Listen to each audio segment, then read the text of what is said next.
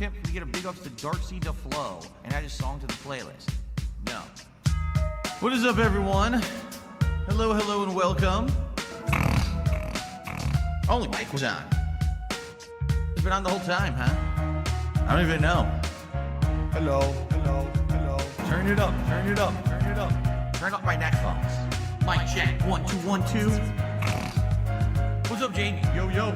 Good to see you here today. Are you ready for this? Yo, yo. You know what time it is. Yes, Jay.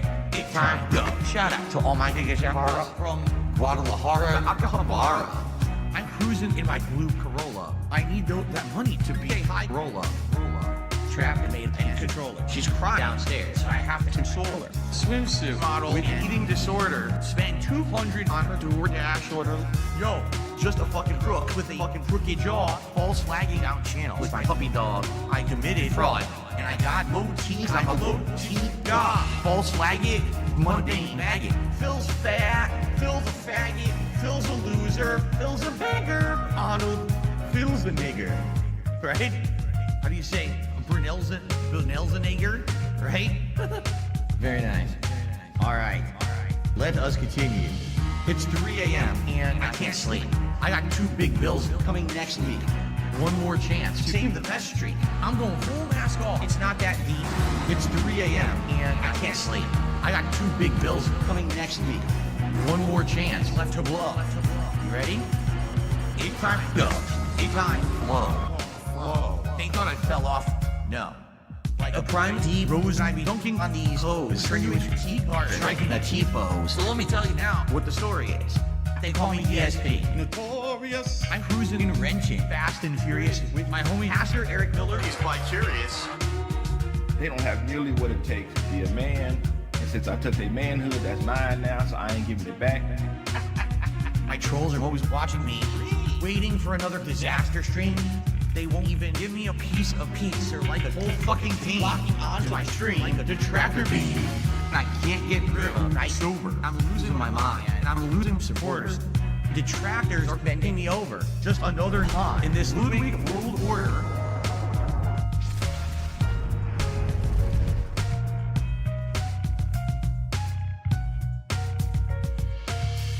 And now I'm seeing so much clearer as I sit here staring into Dark Dave's mirror and all of my fears and all that I see. The raw DSP, bottom leader, cult leader. It's 3 a.m. and I still can't sleep. I guess this is all I will ever be. This is just how time flows. Until it time go. It's gonna take years of effort to try to dig myself out of this fucking hole. It really is. And it sucks. I hope that someday I'll get out of it. I don't know if I ever will.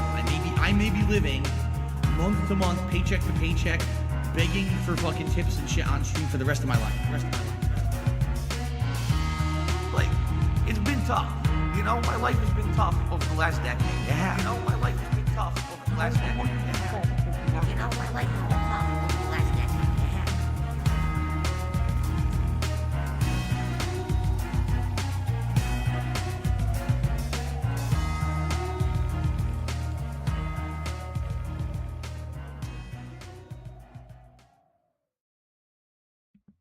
What is going on, guys? Good morning, good morning. We are here, hopefully not with a disaster stream. Seems like we're off to a good start.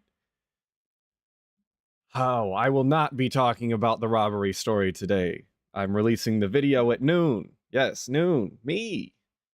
I wanted to talk about the Game Awards bullshit that he was talking about this morning. And, or not this morning, this week. On Monday, he talked about the Game Awards, and then he followed it up the next day with his stupid J.K. Rowling and Hogwarts Legacy shilling for whatever reason. So, yeah, robbery time is later at noon. And just a heads up, this stream's going to be a little shorter, probably about 2 hours, 45 minutes total. I got something going on later, so just a heads up. 2 hours 45 hard stop. That's got to be what it's got to be. So we're gonna get into it, and I'm gonna try and not waste a bunch of time. Thank all of you guys for showing up. I really appreciate it. I'm hoping you're all having a good morning. Well, let me tell you something, brother. Snort, snort, snort. Classic banger intro. Snort. I got the drip. Go. Okay, so getting back on topic now. This morning, the Game of the Year award nominees were announced, or I should say the Game Awards nominees were announced. This covered various topics. Of course, you always have your Game of the Year contenders, Game of the Year nominees. But in addition, you have all of your minor categories as well. And before we actually get to the games that are nominated, I would just like to read through the various categories so you guys know what they actually do at the Game Awards. All right, before he starts reading off the categories, I did want to start off by saying, as soon as he started this segment and he said that he was going to talk about the gaming awards on the pre-stream, I was instantly pissed. Every single time he talks about these game award shows or some sort of gaming journalistic publication, it's immediate just red. As far as I'm concerned, I'm just seeing red. Why does he care? Why does he bring it up? He has nothing positive to ever say about them. He's always negative about it. So why even bother? He's just gonna get his blood pressure up to get his blood pressure up, and that's exactly what's gonna happen. Awful. Just an awful waste of time. And then he has the audacity with his 3rd grade reading comprehension and ability to sit here and read off all of the categories and every single game in the categories. Dude, come on. Why don't you just post them? Why don't you just show it on screen and be like, I'm going to leave these up for a couple seconds so everybody can see. Take some screenshots, show some initiative. You planned out your stream, you knew what you were going to talk about, and you couldn't be bothered to take screenshots and upload them to your OBS? It's just lazy. So we have to sit here and listen to this guy fumble through every single category. Awesome. Great.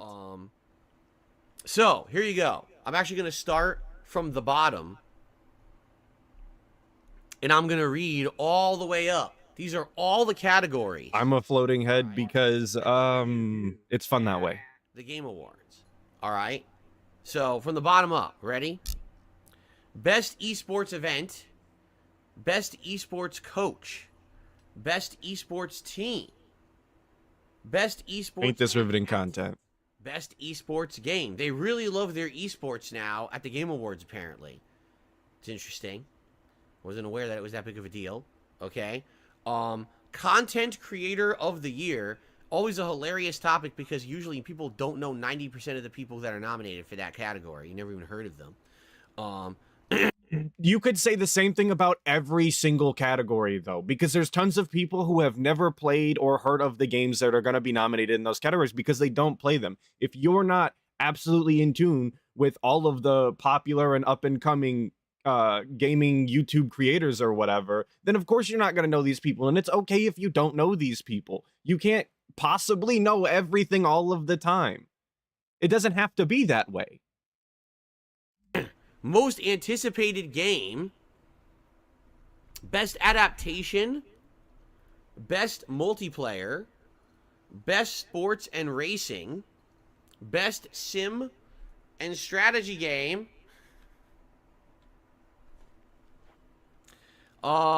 best family, best fighting, best family. Well, run it back. And strategy game. Oh, best family game. Sorry. Best family, best fighting, best RPG, best action adventure, best action, best VR or AR, best mobile game. WWE Champions, better rise up. Show some support for WWE Champions, the best mobile game. We're not talking. He ain't talking, and I'm gonna spoil it because I just noticed now after rewatching this now, he didn't talk about that category. He went into almost every other category and wanted to look at all of the nominations and this, that, and the other. He ain't talking about mobile games though. Wouldn't open that can of worms. Best debut indie game, but also best independent game. So a debut independent game and also a separate topic for all independent games. And yes, Pakistani tech support.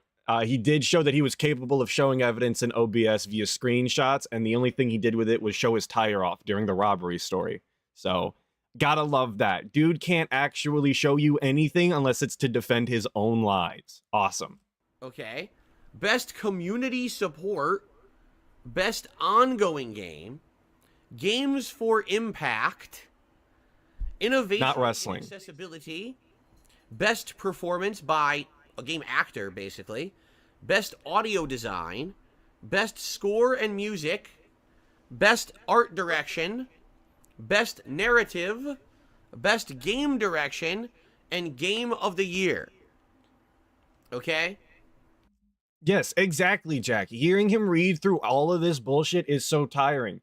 Anytime he has to read, it's just abysmal. It's the worst content he could put out is him reading. Because I don't know if it's the way he reads it, like out loud, like he verbalizes the words, or just how slow he does it, because he already talks slow enough. But if he were to just put it on screen for everybody to look at and figure out by themselves, would be so much better than actually having to hear him list out every single category. Pretty crazy. It's a lot of topics. It's a lot of categories. They take it seriously, I guess. Or do they? Because here's the deal. All right. Here's the deal. You know, when he says, here's the deal, we're really going to get into it. It's going to be the best. It's going to be the best. Just the best segment you ever heard. I hate to say it. Hates to say it. Have two fatal flaws every single year. And as much as I feel that Jeff Keighley is very well intentioned with his show, and he As good as intentions as he has, it has two fatal flaws. Like DSP has two big bills. It's just the worst. he's really Wouldn't wish that trying to upon be anybody. professional. I mean, look what he's done in the last several years with Summer Game Fest. As E3 was on the decline, he basically replaced E3 with his own show that's just as good. I get that he's trying to make this professional. All right, I totally get it. But the Game Awards have two critical flaws every Two big year. flaws. They call out, but they're all just ignored as if it doesn't exist. All right, flaw number one. All right, the Game Awards have a cutoff for what games can be nominated. So I'll give you an example. All right, and I'm not saying that this seriously would be a contender or anything, but the Game Awards only consider games up to a certain point in November. So, for example, this week, Like a Dragon Gaiden came out. Guess what game is not eligible? Right? This week, Super Mario RPG Remake comes out. It's not eligible. Guess what other game comes out next month? The Avatar game from Ubisoft. It's not eligible. Why? Because the Game Awards are run the first week of December. But that's not the end of the year. How can you have a year show, the Game of the Year awards, the Game Awards, it's supposed to be contenders for the year, but it doesn't include anything from the last. Oh my God, I'm so stupid. I'm so stupid. It's echoing. I'm so sorry. Disaster stream. Actual disaster stream. I can fix that. No one said anything or I didn't see it. I'm so month sorry. and a half to 2 months of the year. How I'm does so that sorry. make sense? It doesn't. You might say, well, why do they do it that way? But he's sitting here being upset that Ubisoft, well, I'd be hard. He's sitting here being upset that there's a time cutoff.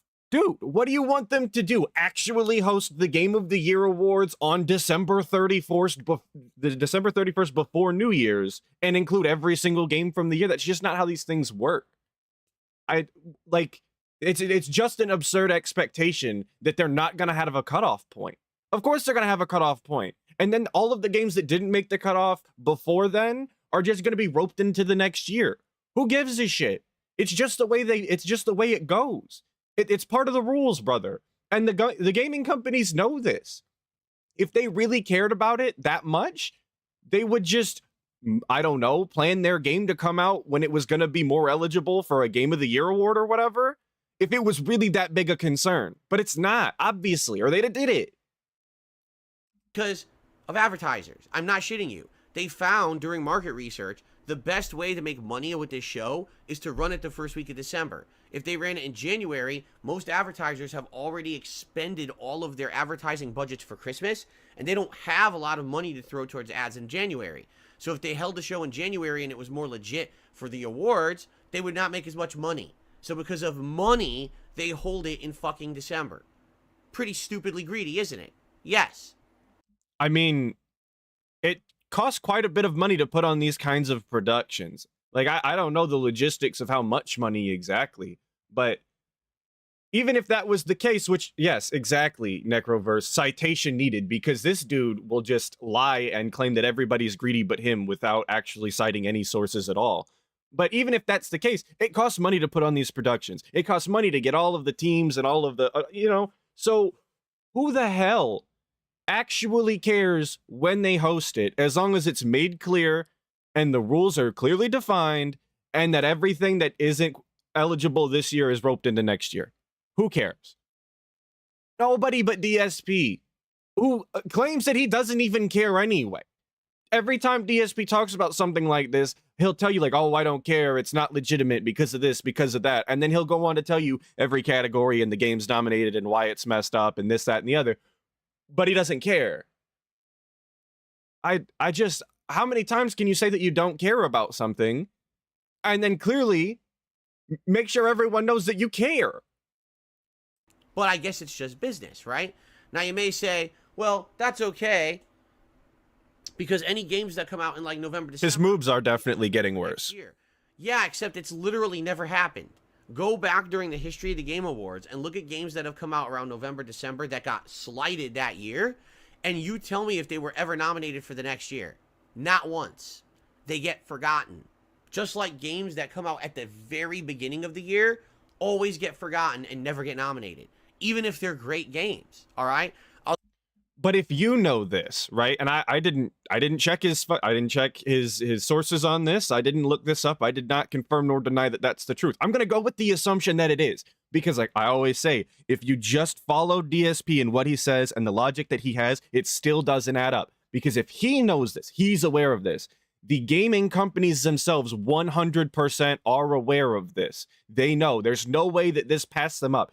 If they cared enough about the gaming awards that they absolutely wanted to be recognized during these awards, they would put their game out when they thought they had the best chance to win.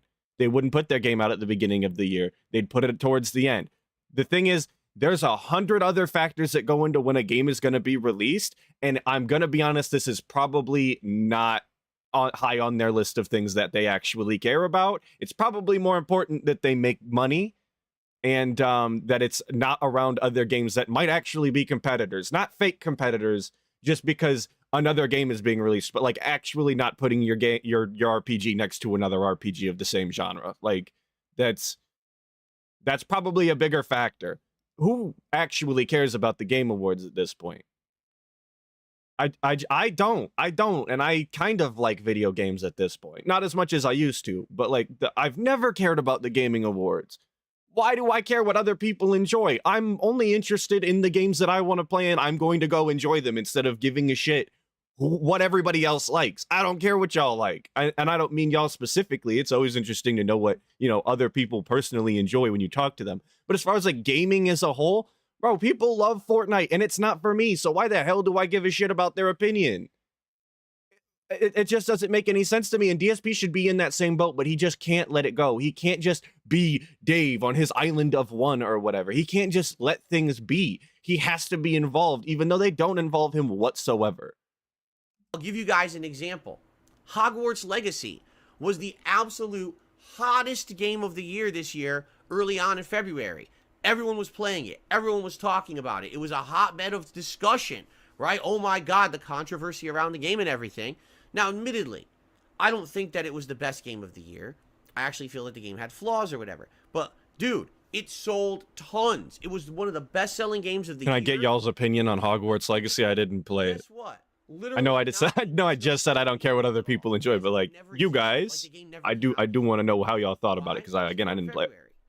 These awards really only start considering games around late March, April, and they only carry through till around October, and that's it. Any game that comes out November, December, January, February, it's like it doesn't exist, as if it never released. Got the sip, big sip.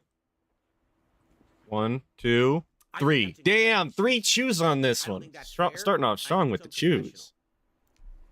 But if you really want to talk unprofessional, in truth, the reason that I really find the core flaw of this show is that I just named all the categories, right? And you might say, oh, well, that's interesting. So how do they determine the winners? Are you ready? 120 gaming journalists and insiders vote. Who did you want to vote, DSP? Like, genuine question. Who did you want to vote? Did you want them to personally send out a letter to every single person who's a registered gamer to send in their vote? Also, I'm definitely not signing up for the registered gamers list. I don't need them to know. The government doesn't need to know that I'm a gamer. First off, that's not a list I want to be put on. Probably a stinky list. I'm gonna be honest with you. Okay. Okay, Gaming sounds good. journalists and insiders. Yeah.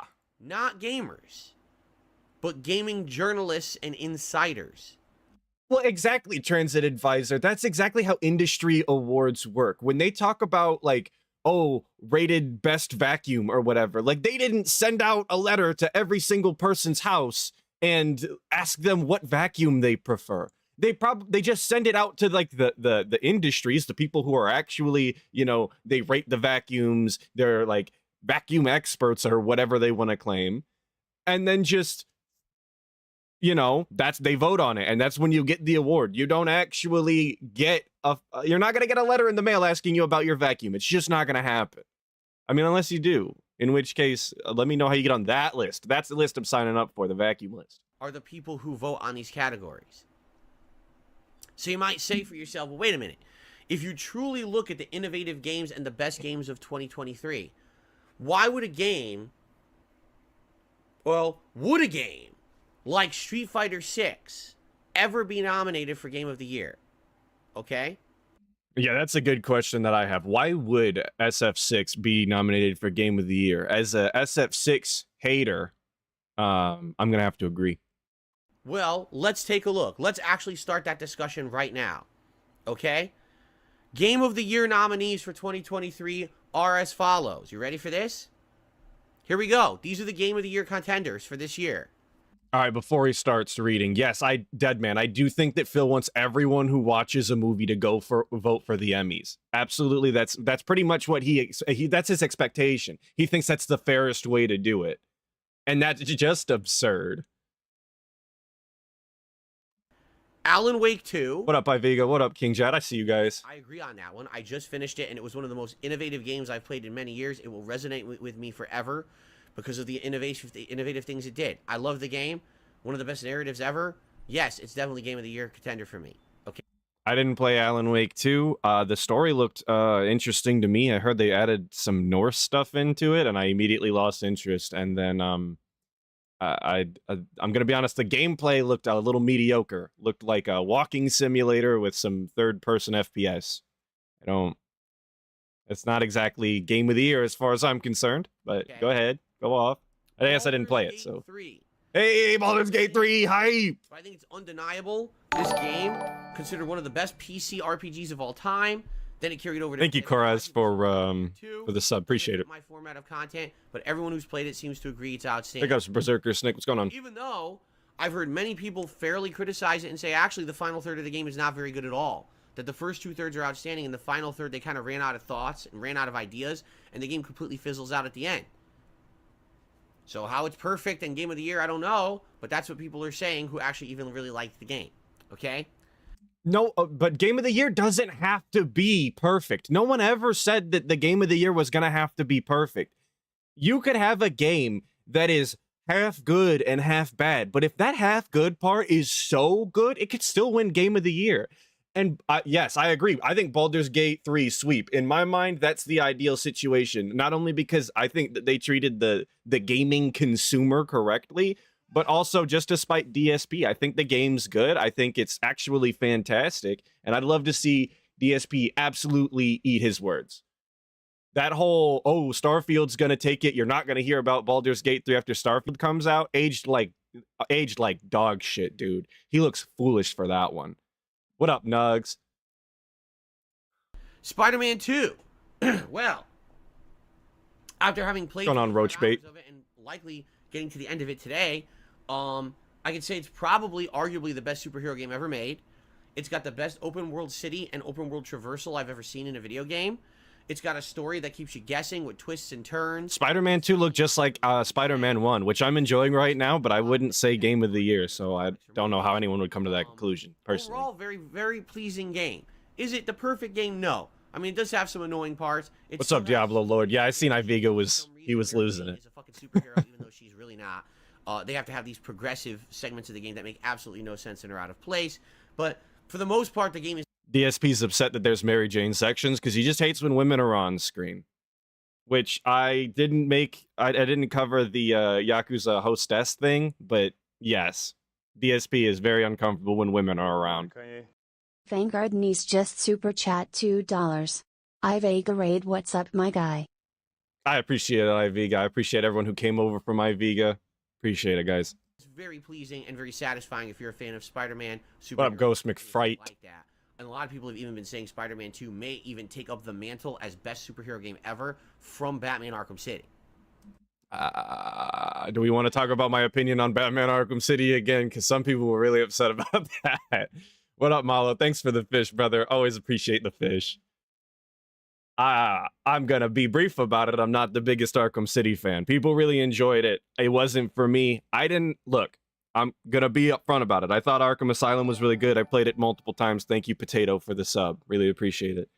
I played Arkham Asylum many times. I think I even 100%ed it on my 360 back in the day. At the time, I really enjoyed it at the time, but even then, it wasn't the most original combat concept, right? Because Assassin's Creed had already done it as far as I was concerned. So it wasn't original then, and then they made Arkham City, and I didn't enjoy the city, and I didn't enjoy the story. So you gave me the same combat that I've been experiencing for years at that point. Okay, great. I'm glad people enjoyed it. It's just not for me. I don't think that Batman's the most interesting person on the planet. I'm sorry. These game takes, I have hot opinions. It be like that. And then, like I said, Ivega just super chat $2. Dropping the viewers off here. Big ups, Brosif. Thanks, Iviga, for the drop-off. I'm sure your short bus was full of people. I really appreciate everybody coming by. So there you go. Resident Evil 4 Remake. Now, out of all the games that are listed here, honestly, I think this is actually the one I disagree with the most. Resident Evil 4 Remake is a fine game, okay?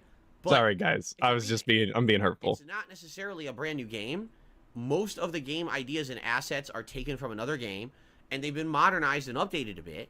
But to me, you know, having played the original just a couple years ago and playing this one, I don't really feel like it did enough to be a Game of the Year contender, quite frankly. I mean, I loved it. I thought the game, the graphics were good. The story obviously is good. But I don't know if I believe that this should be a Game of the Year contender at all. I think out of all the ones in the Game of the Year list, I don't think this one should be in there. This is the one I kind of disagree with. You could disagree with me, and that's okay. I missed it. What game is he talking about? I was hoping he'd say it again. Another game. A Remake is a fine game. I think this is actually the one I disagree with. Oh, Resident Evil. Resident Evil 4 Remake is a fine game. Yeah, Resident Evil 4. People really enjoyed Resident Evil 4 Remake. Like, really enjoyed Resident Evil 4 Remake, and it's an all-time classic Resident Evil game. People love Resident Evil 4. When it came to PC, all of my friends picked up the copy of Resident Evil 4 and did, like, 100% playthroughs and shit. They love it. So I'm not surprised at all that Resi 4 Remake, especially as good as it looks, that it got Game of the Year. I haven't picked it up because I don't want to pay for it, but it looks great. I'd love to play it. But I don't know if I believe that this should be a Game of the Year contender at all. I think out of all the ones in the Game of the Year list, I don't think this one should be in there. This is the one I kind of disagree with. You could disagree with me, and that's okay. But this is the one that I kind of have a little bit of an issue with, and I think that's a little off base. Okay? Super Mario Brothers Wonder. I wholeheartedly agree. Apparently some people are up in arms about this. I agree with this. Super Mario Brothers Wonder is the best 2D Mario game in like 25 years. It's better than New Super Mario Brothers, Super Mario Brothers Wii, Super Mario Brothers Wii U. It's better than all of them. All right? It's got innovation. Almost every stage has something new added. Multiple new power-ups. These wonder abilities that change the stages completely. It really is the most imaginative nice, jeez. Mario game that I have seen in ages. Okay, really. Okay, but at the end of the day, it's still just a 2D Mario game to me. I don't.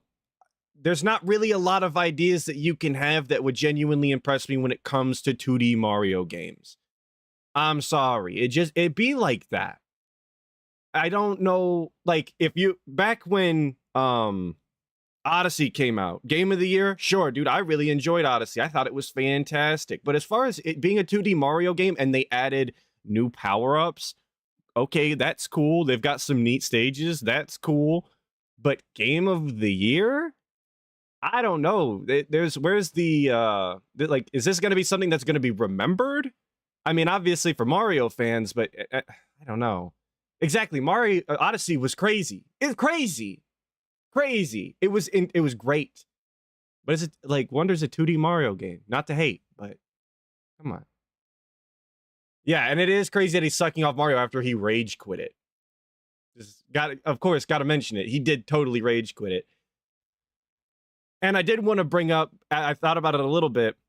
He probably does have some residual salt from Resi 4 remake after he had to play the DLC and had a horrible time and complained the entire time because he was bad at it and he played it on hardcore difficulty and didn't have fun and it took too long because he expected to beat it in 1 or 2 streams and I think it took him like 3 or 4.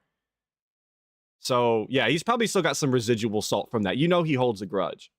I think it's great. And what's funny is a lot of people are so bigoted against Nintendo and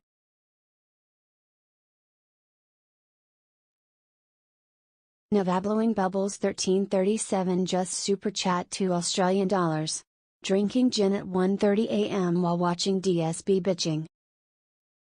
Baller alert. I really appreciate you stopping up at 1:30 a.m. I appreciate your $2 down under dollars. Mario. Oh, that's a kiddie game. How could you consider a 2D platformer? Right, yeah, that's kind of what I'm saying. To be such a Game of the Year contender, because I'm not an idiot who has a closed mind and thinks that things that are older are worse. You know. It's not that I have a closed mind. It's not that, like, I'm not stupid because I don't think that there's enough innovation in this 2D platformer to give it Game of the Year. When there's so many games that not only look better, but have more advanced mechanics in them that show what you can actually do in the gaming's industry. Like Baldur's Gate 3. What a fantastic, what is this? It's a CRPG, isn't it? That's the category. What a fantastic CRPG that Larian Studios put a lot of time and effort into, not only looking fantastic, but playing fantastic, and also giving you an incredible amount of choices in the game, an incredible amount of customization, and then also all of the voice lines that they put in, and then to continue to support it and take care of all of their bugs and all of that in a timely manner should be applauded. That's the kind of behavior that you should be rewarded for. Yes, it is a 2D platformer. It definitely. I'm not saying Mario Wonder is bad, but I don't think it's nearly on that kind of level. But that doesn't mean it's bad. Just because you personally don't like it doesn't mean it's not good. It's pretty much best in class for 2D platformers. So why shouldn't it be a Game of the Year contender? It's got high production quality. It's got length. It's got value. It's got innovation. It's got everything. Is it more of an ARPG? That's okay. I'll take it. It's for little kids. No, you're just stupid. What a dumb, ignorant, closed-minded thing to say. Just because you personally don't like it doesn't mean it's not good, right? That bitch. Are you serious right now? Just because you don't like it doesn't mean it's not good. Oh, I never said it wasn't good. What I'm saying is it's not on the same level as other games that have come out this year that have done way more. It's got a smaller audience. It's platform specific, like it's not platform like, you know, platforming game, but it's platform specific in the sense that it's only on the Switch. It doesn't do graphically what other games have been doing, and it's a 2D platformer that, while it does innovate in the 2D platformer space with, I guess, new power-ups, there was no new mechanic that really set it apart, was it? It looked like just 2D Mario when I seen it. It had new power-ups. It had some, I guess, some gimmicks in that there's like more characters you can play with. But what are we doing here? And then lastly, and this one I absolutely, positively knew would be nominated. The Legend of Zelda Tears of the Kingdom. I knew this one would be there. Oh, and he's so salty about that. Gaming journalists. This game was like so heavily pushed by gaming journalists this year that I knew it was going to be a Game of the Year contender. But it's hilarious because a lot of people strongly criticized the game and said it's exactly the same map as Breath of the Wild. Yes, there's an underworld and an aerial world, but it's the same game, and all they really did is they added a couple new dungeons and they added in this building mechanic. But it's still Breath of the Wild. It really feels like an expansion to Breath of the Wild, right? And that's totally fine because it's a sequel. Like, I don't it might be the same world, but there's enough new mechanics. There's a new story. And he even said they added dungeons. There's an underworld, right? There's enough new mechanics to warrant a sequel, and it's a good sequel. Again, personally didn't play it because I don't play Switch games. My Switch hasn't worked in a long time. But people ranted and raved about the new Zelda game when it came out. I had friends who put countless amounts of hours in it, not only because the building mechanic was fun and they genuinely enjoyed it, but also because there was quite a lot of content in it. And DSP is absolutely floored that the game had content. That's something that I'll never understand, is he's upset about how much content is in a game. Like, you're upset you're getting your money's worth? You're upset that they provided enough content for you to be occupied for an extended period of time? What kind of garbage take is that? I've never heard anybody say they got too much game. You would think that when you spend $60, $80 on a game that you would want as much of that good game as possible. But DSP can't stand it. Can't stand that the game actually make him play it. Now, I think that is kind of a short-sighted way to look at the game. It definitely has a lot of innovation and things in it that's different from Breath of the Wild. But yeah, too much padding. Too much padding my ass, DSP. Let's put it that way. I can totally... You know where there's not too much padding? In that sports bra that you need to be wearing. That motherfucker is full. That sports bra is just full of titty. See people saying one way or the other way. I get it. Personally, I liked the game, but I wasn't in love with it like a lot of other people. I certainly felt like there was a lot of padding and a lot of unnecessary content because they wanted the game to feel like a 100-hour game, when in reality it was around a 40-hour game with 60 hours of shit you just never need to do. So, you know, it is what it is. Just because you don't need to do the content doesn't mean that it's not the game shouldn't be docked because you don't need to do the content. It's entirely up to you. It's like saying, oh, they put collectibles in the game, it's just padding. Like, you don't have to get them. Don't worry about it. You don't get to dock games because they put in content that you're not bothering to play. He's only playing the multiplayer for Modern Warfare 3. Is he gonna dock the game for the campaign and zombies? I wouldn't imagine so, because if you don't play it, that's your own choice. How are you going to talk about content that you didn't even play? Try not to do that. How dare they put in side content? How dare they give you more things to do in the world? I enjoy games that have a lot of side content and they let you go stupid in depth with mechanics, right? I wish... Like, I like GTA 5, but I hate GTA 5 because while I didn't enjoy the story, I really do enjoy the gameplay, and I enjoy, like, the world of GTA 5. If there was more side content, if there was, you know, drug dealing, gang activities, actual heists that you could set up and do, if there was just, like, general things that you could do in the world, that would be great, right? But they don't do that, so I'm not a big GTA 5 fan. I like when the game gives you stupid side stuff that you can get lost in. Because to me, I'm pretty much always let down by a game's story anyway, because I don't typically like how most people write. Because most people don't write for me. And that's fine. I don't expect them to. I've never heard anybody complain about too much side content that they didn't have to do. It'd be fine to complain if they gated stuff behind it. Some people complain about in Saints Row you used to have to have enough respect to do the main missions. I never had this problem because I always did the side content and activities anyway because they're super fun. But some people complain about it, and I get it. It can be an obnoxious thing to have to do. But to complain about side content that you don't have to do, that nothing is locked behind, it just seems silly. Still enjoyed the game a lot and enjoyed my playthrough of it, okay? So when I'm looking... And my favorite GTA is GTA 4. Let's do it again. Alan Wake 2, Baldur's Gate 3, Spider-Man 2, Resident Evil 4 Remake, Mario Wonder, and Tears of the Kingdom, right? Saints Row 2 is my favorite open world crime game, though. I don't Saints get Row 2 is it. fantastic. Why is Street Fighter 6 not in there? Street Fighter 6 is the best fighting game in a decade. It's got everything that everyone wanted. It's got better graphics, better gameplay, insanely good online connections, way better, best in class than any other fighting game before it. It's got a wide cast of characters. It's got all awesome modes, right? You've got your online community mode with the lobbies where you can make your own avatar and fight. Oh, we're sucking off Street Fighter 6 right now. I don't. In a fighting game, open world, you can play for 20 to 30 hours. It's got everything any fighting game player would ever want, right? Except good gameplay, if you ask me. If you like Street Fighter 6, if you like Street Fighter, ban on site. Get them out of here. Mods, crush their skulls. We're not letting that slide in here. Come on now. Come on now. This is purely a Mortal Kombat and Tekken lobby. Anything else is okay. Street Fighter's ban on site. Get them out of here. Why would Street Fighter 6 not be nominated for Game of the Year? Here's why. Because the flaw... Because it's not good and its audience... gaming industry is not going to play fighting games like you. Sorry, Seven. You know what it is. These awards is that they're nominated by gaming journalists. Yes. Ladies and gentlemen, gaming That's how they work. journalists are not representative of the average gamer. They're just not. It's their job to cover certain games and write articles about them. Okay? Just on the merits of that. Waifu King, it's on site. Pull up. As many games as an average gamer. Get your shit splatter, gang. They have to be analyzing and writing articles and shit about. You understand? So since that's their job, they don't have time to play as many games as most other people.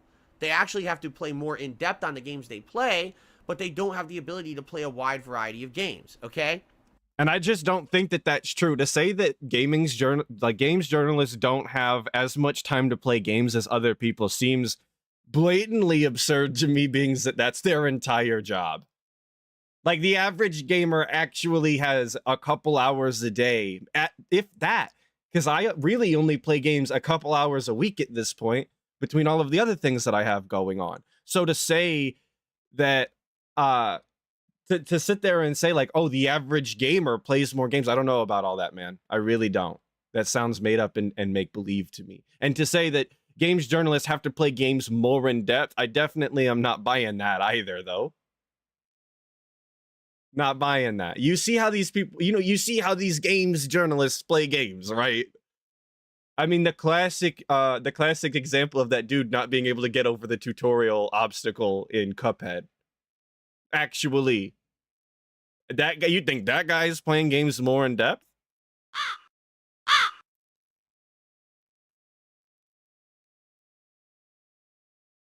Navablowing Bubbles 1337 just super chat $2 Australian. DSP Skady will always be WWE champions every year. 100%. 100% Nova blowing bubbles. I appreciate the two. Kevin just super chat $1.99. Thank you, Kevin, for the $1.99. I really appreciate it. Yeah, big ups injured for the crow noise. Now, here's the funny part about this. Do you know that most... is Dean Takahashi? Is that the name of the guy? Yep. It's a fact. If you do the math, it's something like... The statistic is something like 80% of gaming journalists never play a fighting game. That it's a... Where is the statistic? Citation needed. Citation needed. 80%. Where is this number? Like, where do you... I really need to know out of what space in your ass you pulled 80% out of. Because I've never heard this in my entire life. Do the math. What math, brother? Look, if we're just making numbers up, I would venture to say at least, I'm going to put a qualifier on this, at least half of people who play video games don't play fighting games. If we're just pulling numbers out of our ass, I'm making this shit up. Yeah, citation, I mean. Exactly. But, like, you can't blame... If half of the gaming community, this is my stupid number I made up, doesn't play fighting games, hypothetically, how the hell do you actually expect a fighting game to win Game of the Year? Because even in DSP's stupid scenario where they send out all of the votes to every registered gamer's house, they're never gonna win.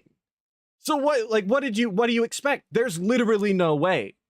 Unless a fighting game did something absolutely just breathtaking and stunning and innovates the entire games industry in every category. Like, that's the only way. But other than that, there's no way. Very small niche of gaming journalists who cover the fighting game genre. So if only 20% of the people who are eligible to nominate games for Game of the Year have played a fighting game this year, how would a fighting game ever be eligible for Game of the Year? It's literally not. It's like I said, it's literally not possible. There's not, like, the fighting game community is large. I enjoy fighting games, not Street Fighter, but I enjoy watching fighting games. I check out the tournaments every once in a while. I watch people play. I enjoy playing some fighting games myself when I have time. But it's not like the Bakano Sensei 405 just super chat $2. DSP lame AF, thumbs up. 100% DSP is lame as fuck, for sure. But while the fighting game community is larger now than probably ever, I'm again making that up, but it's huge, right? And there's a lot of money involved in it now in these huge tournaments. It's just not as big as he makes it out to be. Like, Street Fighter 6 isn't gonna do, or like no fighting game is gonna do Marvel, like, not Marvel, Spider-Man numbers. It's not gonna do Baldur's Gate 3 numbers or whatever. Like, I just don't think that they're on that same level. Much like However, what are the games that most gaming journalists did play? Well, Nugs, I don't own MK1. I apologize. I can't play you. Even if I didn't play it to the end, I dabbled in it, right? Because it's the game that everyone else in the office. What up, Graham Obson? You know what I mean? What up, dude? So that's the problem here, is that just like you'll never get a racing game in there. You seriously will never get a first-person shooter in there. You'll never will. You will only get RPGs, action games, every once in a while a Nintendo game, first-party Nintendo game, that kind of stuff. That's all you will ever get as Game of the Year, because those are the more mainstream categories. And you'll get those every year nominated for Game of the Year, and everything else will get swept under the rug. Even if it's best in class, absolutely the best you've ever seen. Street Fighter 6 is literally the best fighting game in 10 years. But no one cares because, oh, it's a fighting game, so no way it could be Game of the Year. It's bullshit. I don't think so, though. If the large majority of people who play video games, on average, the average gamer isn't playing the game, doesn't know anything about it, there's just no way it's basically allowed to be Game of the Year. Like, I don't understand it, because Game of the Year, at least to me, is not necessarily about being the best game ever. It's not specifically about innovation, while it should be, and it definitely plays a part. It's also about what game are people talking about the most? What game are people enjoying for the year? If you had to name one game from the year, the biggest game of the year, which one is it? And these fighting games, driving games, racing games, not driving games, I guess they're the same. Like, those things they're not it. Nobody is gonna be talking about like the new Forza game as Game of the Year. If they do, I think they're absurd, to be honest with you. And again, it's just sad. Didn't COD and Halo win Game of the Year at one point? I don't know that to be true, but that sounds about right, especially with how much hype COD and Halo used to have back in the day. And that's the other thing, is like, Halo, we talked about Halo recently, didn't we, when we were talking about the Bungie thing? If you watch that video, Halo absolutely revolutionized console shooters and brought them to a mainstream market. There were console shooters before that, and they all did it a different way, but it standardized the control scheme. It brought in regeneration health as a standard. The two weapon system, Halo CE on consoles, right? That game it did so much that, yes, it could be Game of the Year. People were talking about it. It brought first person shooter multiplayer scene to consoles. I want to say like nobody's ever done before, but I don't know that to be true either. I know that there was definitely first person shooter console multiplayer before. Obviously, people used to play GoldenEye way back in the day, like co-op, but like, and Halo 2 with the introduction of Xbox Live, like, really did something. That's a Game of the Year, absolutely just astonishing. And the The lines that were at the midnight releases for those games, huge, right? That's the kind of thing that you could call game of the year. You could put on that pedestal. Yes, even Overwatch in 2016 brought the hero shooter. If like the people were talking about it, it was huge. It was massive. No one is doing that for Street Fighter 6. No one is putting Street Fighter 6 on this pedestal. Nobody but Dave. For him to get up here and act like this is honestly absurd to me. It's not. He has to just absolutely suck Street Fighter 6 raw, and I'll never understand. I know for a fact that some of the people who get to vote for Game of the Year haven't played most of these games. Here's an example, all right? There's people who are allowed to vote for all these. All right, hold up. Wait a minute. Hold up. I'm going to let him play, but I'm going to do some research Categories who are accessibility consultants, okay? People who actually consult on games for things like blindness accessibility, audio accessibility, things like that, okay? For most of these games, like some of these aren't even accessible. To my knowledge, like Mario Wonder isn't accessible, right? It's not at all. It doesn't have any accessibility options. So if you're blind or you're hearing impaired, you can't play Mario Wonder, right? And some of these games I know for a fact did not have full accessibility options. So people who... We're talking about accessibility options. Oh, because okay, let me run that back because I got distracted. I was going on a field trip. We're gonna run that back. But I have a list of the Game of the Year awards from all the years. Look at that. Research. We duck-duck-go'd it. Look at that. Look at all these games. GoldenEye, classic. Ocarina of Time, classic. Medieval. Wait, we got 3 this year? What is this? Oh, these because they broke it up. I'm not a Deus Ex fan. Yell at me about it, please. Please. His takes are so bad. Yeah, accessibility options aren't a Game of the Year metric, and I don't think they should be because I don't think, like, while it's great and all, I don't... These are BAFTA Game Awards? What is this? They lied to me? What are we looking at here? Oh, specifically from the Game Awards?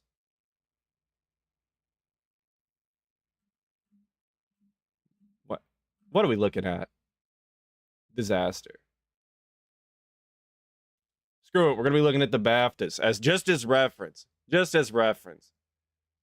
But these, you can look at all of these games and you can see these are all classics. These are games that they're gonna be talking about for basically ever, right? Things that like shook the industry. BioShock, classic, had several sequels that people absolutely loved. Call of Duty, still people love it to this day, and started a franchise that sold buku dollars, right? Someone mentioned Halo Combat Evolved the year prior. 100%. Look at that masterpiece right there. People love Dishonored. Talked about it for years and years and years. Classics. Portal 2. Absolute Valve classic. Haven't played it yet. Mass Effect 2. Classic. I played about half of it, right? People love these franchises. These games that did something. Even, look, Arkham Asylum made the list. Look at it go. Look at that. I don't see Arkham City on here. Suck it, haters. But The Last of Us, people adored that game. Storytelling was great or whatever. Looked good. People talked about these games. That's the point here. These are games that people talked about. And when you look back at these years, you go, if there was one game that people loved and played and talked about incessantly, these are the games. I don't know about these last couple here. This seems a little suspect to me. Vampire Survivors is good and all, but I'm not calling it a BAFTA, I guess, right? Yeah, God of War. Look, okay. Come on now.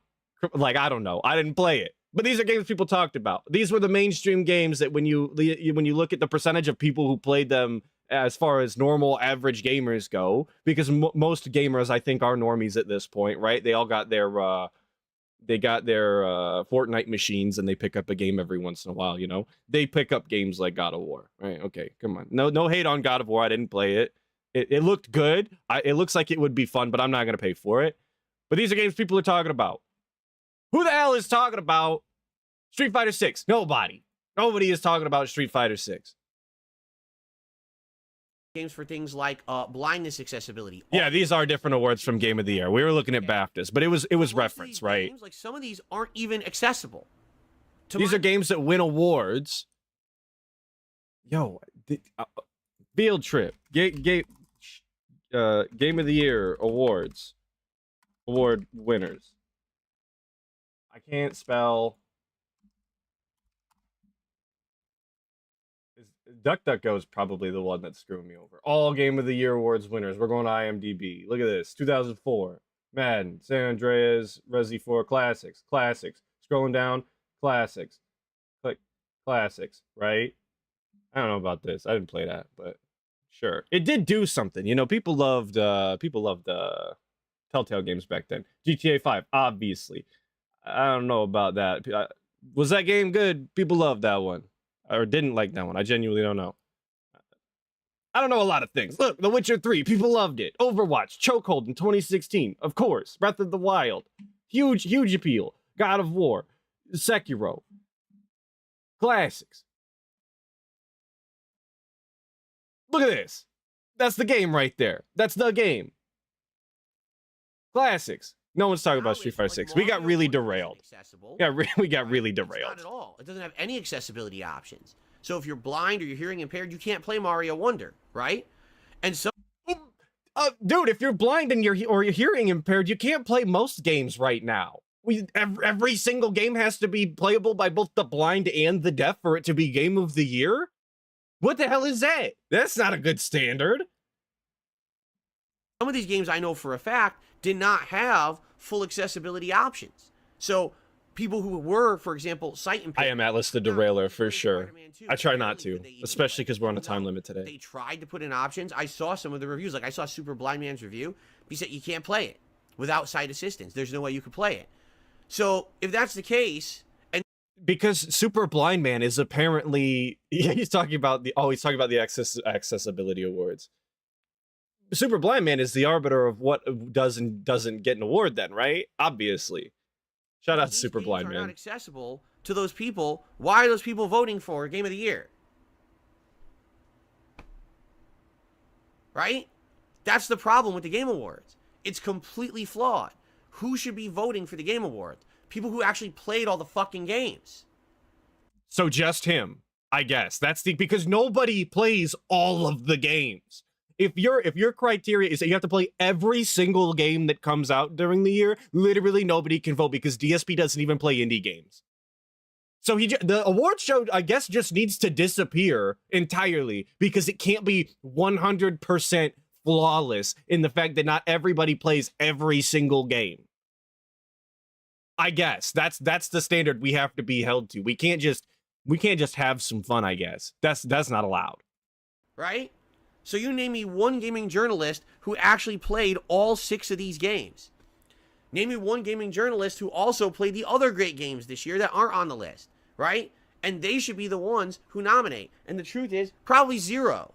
Because again, that's not what gaming journalism is about. With gaming journalism, you have people who work in your office or your publication who are specialists in certain things. You're the RPG person. You're the fighting game person. You're this person. You're that person. You're all specialists. If you're a specialist, you should only be an expert on the game genre you're an expert on, and that's what you should write about and review. Why the fuck are you... So the only thing that you're allowed to have an opinion on is things that you're an expert on. So DSP is just not allowed to have an opinion now because he's not an expert on actually anything other than begging. And even then, I don't think that he's an expert because if you call him out for begging, he'll tell you he's not. So he clearly doesn't know anything. Yeah, imagine genuinely saying gaming journalist. Hey. I said it a couple times. Whoa. Yeah, no, the only, like I said, the only thing that you're allowed to have an opinion on is something that I guess you're a professional expert in. You have to have your master's degree in games. I get your master's degree in RPG, whatever the hell that actually means. You better do your 8 years of college in order to actually be able to justifiably cast your vote at the Game Awards. Sick. Genius idea. Game of the year when you didn't play 90% of them. Right? It literally doesn't make sense. Okay? The whole thing is flawed. But you want to know what it is? It is an insiders inclusive good old boys and girls club. Meaning, if The classic, the classic good old boys club, which I'm pretty sure is not actually how it's said. I believe it's just an old boys club.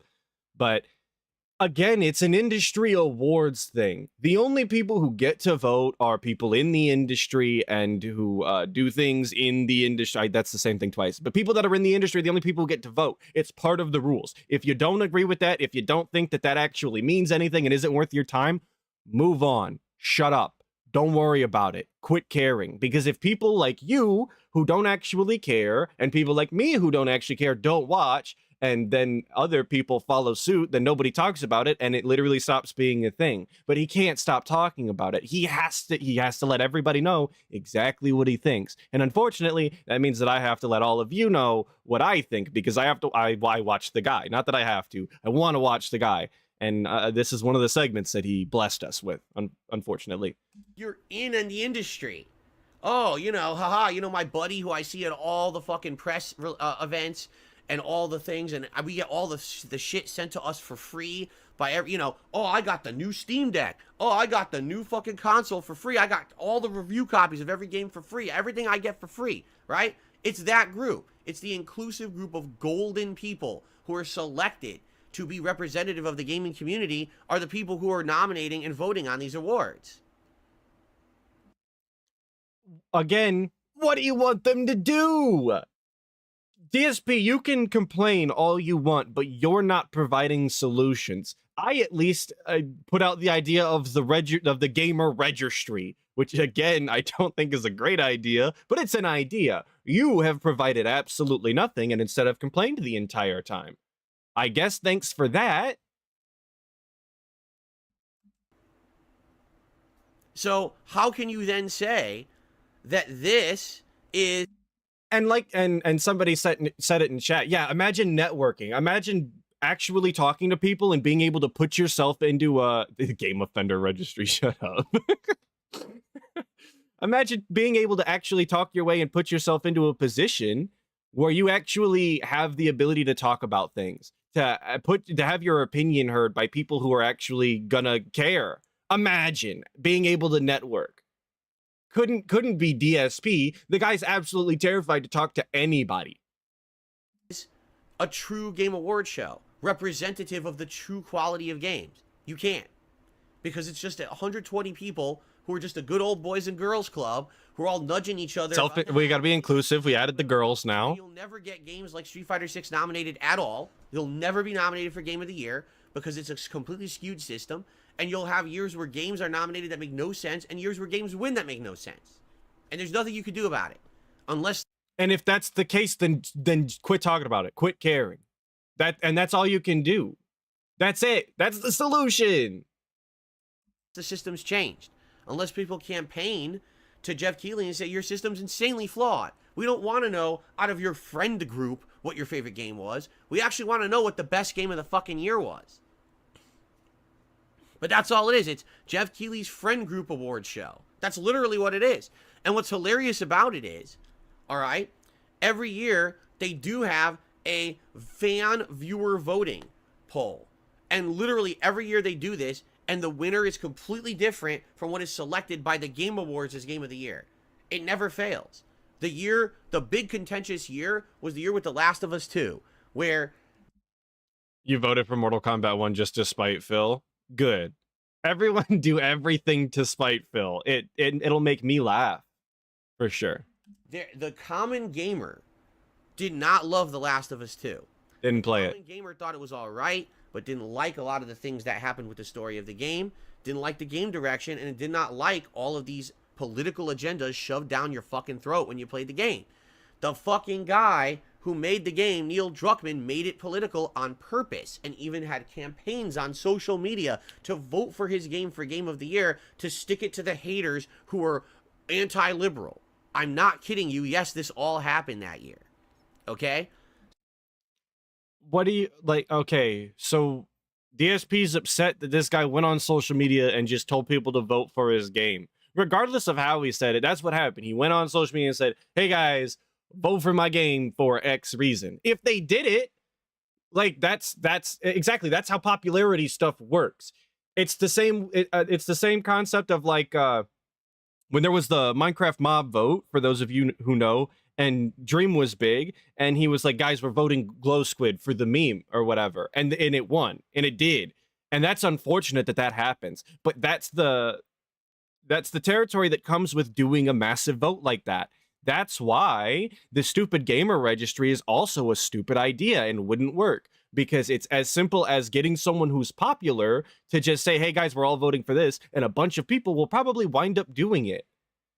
That's why you have these, that's why they do it in the industry and don't actually ask all of these other stupid people, because things like this happen. So what ended up happening was the gamers rallied and said, well, this is bullshit. Instead, let's actually nominate and vote for the game that's the true game of the year. You want to know what game won? Ghost of Tsushima. A game that if you I never played it.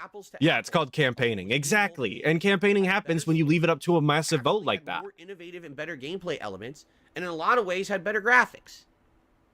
But it got brushed under the rug because all Jeff Keighley's friends wanted The Last of Us 2 to win because of political agendas that year.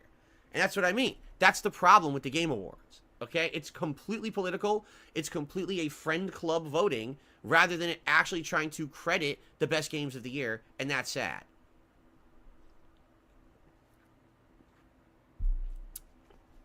Now, it's two smacks. Excuse me. Now that we've gotten all of that out of the way, okay? I'm okay with all of these Game of the Year contenders. It sucks. Apparently you're not, because you've given us 22 minutes straight of you not being okay with all of the Game of the Year contenders so far, other than Mario Wonder. That was the only one that he actually was like, okay, this is fine. All of the other ones was an issue, was it not? I don't recall him saying anything positive about the other ones whatsoever. That I didn't get to play Baldur's Gate 3, and I can't really give you a 100% valid opinion on all these games because I haven't played Baldur's Gate. I'll tell you, I don't get why Resident Evil 4 is in there. I don't think it should be. And outside of Resident Evil 4, if you were to ask me, okay, if you could eliminate one of these games, which one would you eliminate right now? Tears of the Kingdom. So just get it the fuck out of there. You know? Get them out of here. Mods, you know what to do. You see Tears of the Kingdom in chat? Take care of it. It's simple as. Mario Wonder, Spider-Man 2, and Alan Wake 2 have all been way better game experiences for me than Tears of the Kingdom was. But that doesn't mean that it's not. Just because your personal experience of it. Yeah, Tears of the Kingdom viral on TikTok, for sure. Just because your personal experience with the game wasn't as positive, doesn't mean that it wasn't Game of the Year, because that your opinion is not what other people experienced. And I understand that about my opinion. I have a lot of garbage, awful video game takes, and so does DSP, but I don't expect everybody to agree with me. I'm not going to be upset when games that I enjoy aren't winning Game of the Year, because Kenshi was never going to win a Game of the Year award. But I think that Kenshi's a fantastic game, and if I could only play one game for the rest of my life, I'd have to pick Kenshi. I spent way too many hours playing Kenshi to say anything else, but I don't expect anybody to agree with that. That's fine. The Kingdom was passably good, but it's just not resonating as something innovative or good enough. Tears of the Kingdom, in my opinion, is overrated by a lot of people, okay? But I get why it's there, you know? I can't attest to Baldur's Gate 3. There's nothing I can do about that.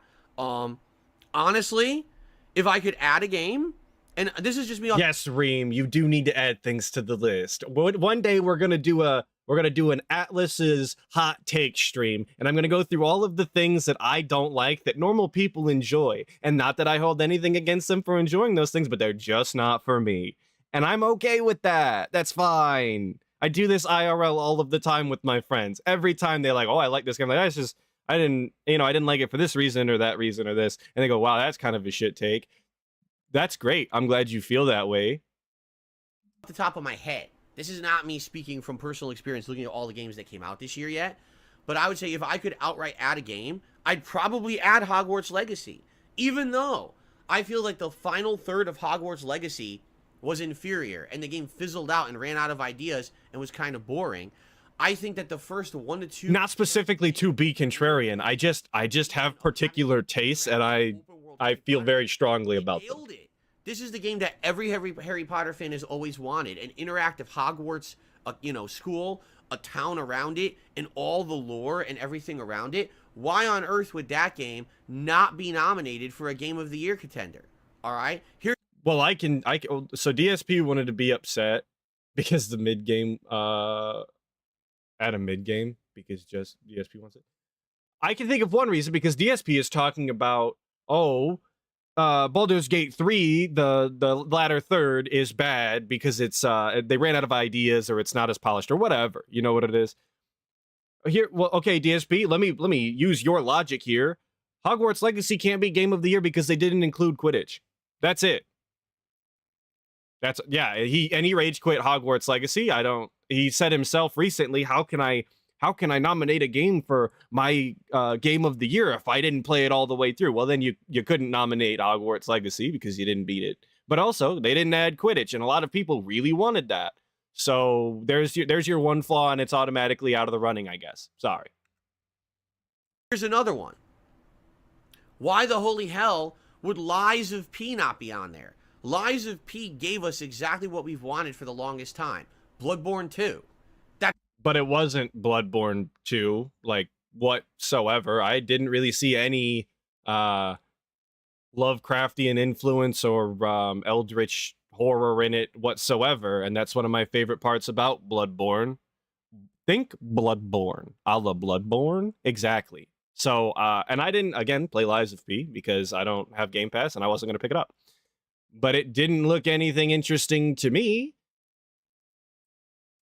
That's literally what Lies of P is. And again, not Game of the Year, because who the hell is talking about Lies of P still, other than the people who really, really enjoyed Lies of P? I don't think that audience is nearly as large as nearly as large as the audience of people who are still talking about Zelda, the audience that's still talking about Baldur's Gate 3, the audience that's still talking about, I guess, Mario or Resident Evil 4, like these games that made waves. Lies of P happened. DSP is the only person I know that was actively making a big deal about it, and now that it's gone, he's not playing it again. I also forgot Lies of P existed, Jackie, until he brought it up in this segment the other day. I was like, oh yeah. It's got innovation when it comes to certain combat elements and things like that. It's exactly what everyone has wanted for essentially almost a decade. Since Sony and from... Well, you know what people have really wanted for the past decade is a Bloodborne cart. We've been asking, we've been hounding. Please, FromSoft, give us Bloodborne cart, the official game, featuring Dante from the Devil May Cry series. It actually has an insanely good story too. So why would Lies of P not be in there, right? Yes, Pakistani RimWorld, always Game of the Year every year, for sure. What a blast. 4 is on there. Yeah, because second to Kenshi, obviously. Kenshi for the win. The answer. How many game journalists played Lies of P? Again, not many. Why? Because it's not a mainstream FromSoft game. If Lies of P was made by From Software, it would be on this list. But because these are game journalists who nominate these games, and Lies of P was considered an indie studio that made it, and no one really knew if it was going to be good or not a lot of game journalists played it, therefore, by default, it can't be nominated. Do you see the problem with this system? That's the problem. But if it was FromSoft, all the game journalists would have played it, and it would have been nominated for sure. Because more people would have been talking about it, because it has a bigger name, it has that massive reach, it'll automatically have that popularity from being a From Software game. Again, it comes with the territory of these popularity contests. If you can't accept that, if you can't understand that, move on, bro. And see, you raised a good point. Armored Core 6, not in the running, I don't believe. From Software game that had a massive marketing push behind it, especially for an Armored Core game, just completely gone by the wayside at this point. And I think he does mention it at one point. Whether or not it's going to be in this clip, I don't know. This clip is looking short. I hope he goes through the thing and starts pointing out the games that got nominated for different things. You get it? So, I mean, I could keep going on and on about the Please don't. Of the system and why it's not legit. It's bullshit, okay? Taking a look, I'm just curious if you take a look at some of these games. Oh, here we go. This one. RPG. Yes, best RPG. Are you guys ready to hear the best RPG nominations? Come on, here we go. Nominees for best RPG: Baldur's Gate 3, Baller alert. Final Fantasy 16, Lies of P. There's his nomination. This is what he was looking for. This was it. Lies of P's in there. What a goober. He literally just called out, where's Lies of P? There it is. It's right there. It's not a Game of the Year nominee, but it is a RPG nominee. There it is. Look at that. How long did that take? 30 seconds to be proven wrong? Lies of P. Lies of P is not a fucking RPG. And it's nominated for Best RPG. Oh, slow-mo the Lies of P announcement? All right, let me run that back. These games. Let's take a look at Best RPG. Let's take a look at Best RPG, guys. So nominees for Best RPG. Here we go, guys. Baldur's Gate. Baldur's 3, Gate. Baller. Final Fantasy 16. Final Fantasy 16. So slow. Come on now. Playback speed. Half speed. Lies of P. Long pause. Long pause. The multi-blink. Lies of The repeat. P. Lies of P. Lies of P is not a fucking RPG. LOL. Come on now, bro. You know all it takes to be an RPG is stat allocation anymore.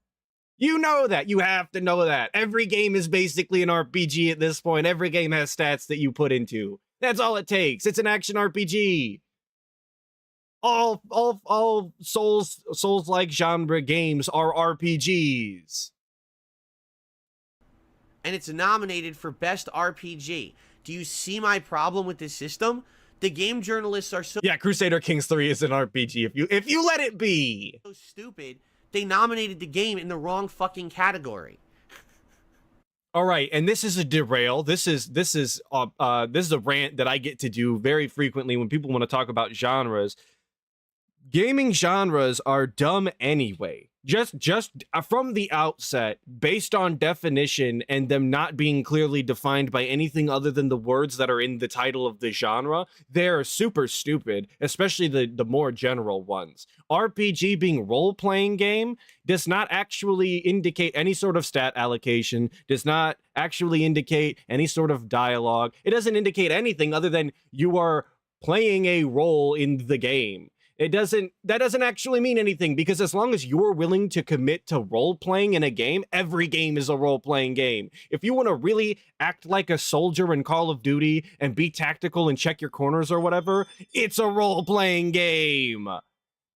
Any game is massively multiplayer online if it has more than 2 people and you're willing to justify massively multiplayer being more than 1 person. Come on. They're stupid anyway. That's why these things are dumb. You'd have to be a moron to say that Lies of P is an RPG. You see? And there are categories that get more specific, for sure, right? There are that they get more, just like music genres. Like when you talk about rap is a very broad genre, and then you can get into the other subgenres of rap, and then you can nail it down more and more until you're really talking about a handful of artists that make a certain style. But the broad general categories that these things fall into are so open-ended, who cares? Sea of Stars and Starfield.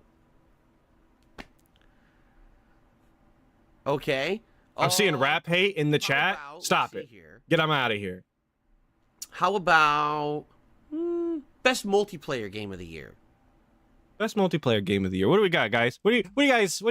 Yeah, you have to be a moron to disagree with me, especially when it comes to rap. We always bang Chief Sosa out here. Quit playing with me. What do you guys think's in the multiplayer category? We got Baldur's Gate 3. Did I click on the right category? We're confused. Baldur's Gate 3 has multiplayer? Whoa, who'd have thought? Baldur's Gate 3. Yes, it's got co-op. Of course. And I'm actually really happy that it got nominated for that, because more games should have co-op. There should be more co-op games, please. Diablo 4. Party Animals. Bro, I don't even know what Party Animals is. I'm not gonna lie, I never heard of that. Street Fighter 6, Hey, did you hear that? We're gonna. Did you hear that? We're gonna run that one back. We're just a little bit. Just gonna run that one back a little bit. Street Fighter 6. Whoa! It's the game that he was talking about. Can you guys believe it? That's the game. So not only did he talk about Lies of P not being nominated, but then he also was complaining about Street Fighter 6 not being nominated, and right there it is. That's two for one. What a classic. DSP instantly wrong all of the time. Amazing. And Super Mario Brothers Wonder. Cringe. Clown mode. Can we get some clown emotes in chat? Clown mode. All right, let's go back to the categories. Holy fucking shit. Oh, here. This is always a great category. You ready? Best Content Creator of the Year. Not DSP. That goes without saying, obviously. No DSP in Content Creator of the Year. Ready? I appreciate the clowns, though. Iron Mouse. People Make Games. And, bro, what are these faces? Games. What is that? Why would you do that to yourself? You're on camera, you fool. And these are the faces that you make. Come on now. Quackity. Quackity. Quackity. Why? The emphasis on the T, like, it's Quackity. Everybody knows Quackity. That's it. Quackity. Man. Quackity. This year nominated. Even though Quackity's been in the gaming community for how many years? This year nominated. Spreen. Kind of reminds me of that stock photo meme of that guy who's doing pretty much the same thing. He's got his hands up like that in confusion. That's DSP right now.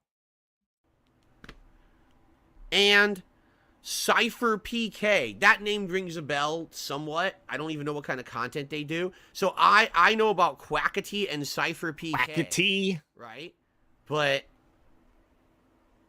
and we all know that if DSP doesn't know of you, that you're absolutely a nobody, even though he claims that he doesn't watch other content creators. He doesn't watch other streamers because he's on his island of one and he doesn't care about them. He doesn't care what they're doing. But if DSP doesn't hear about you, then you're a nobody. So everybody is a nobody to DSP, I guess.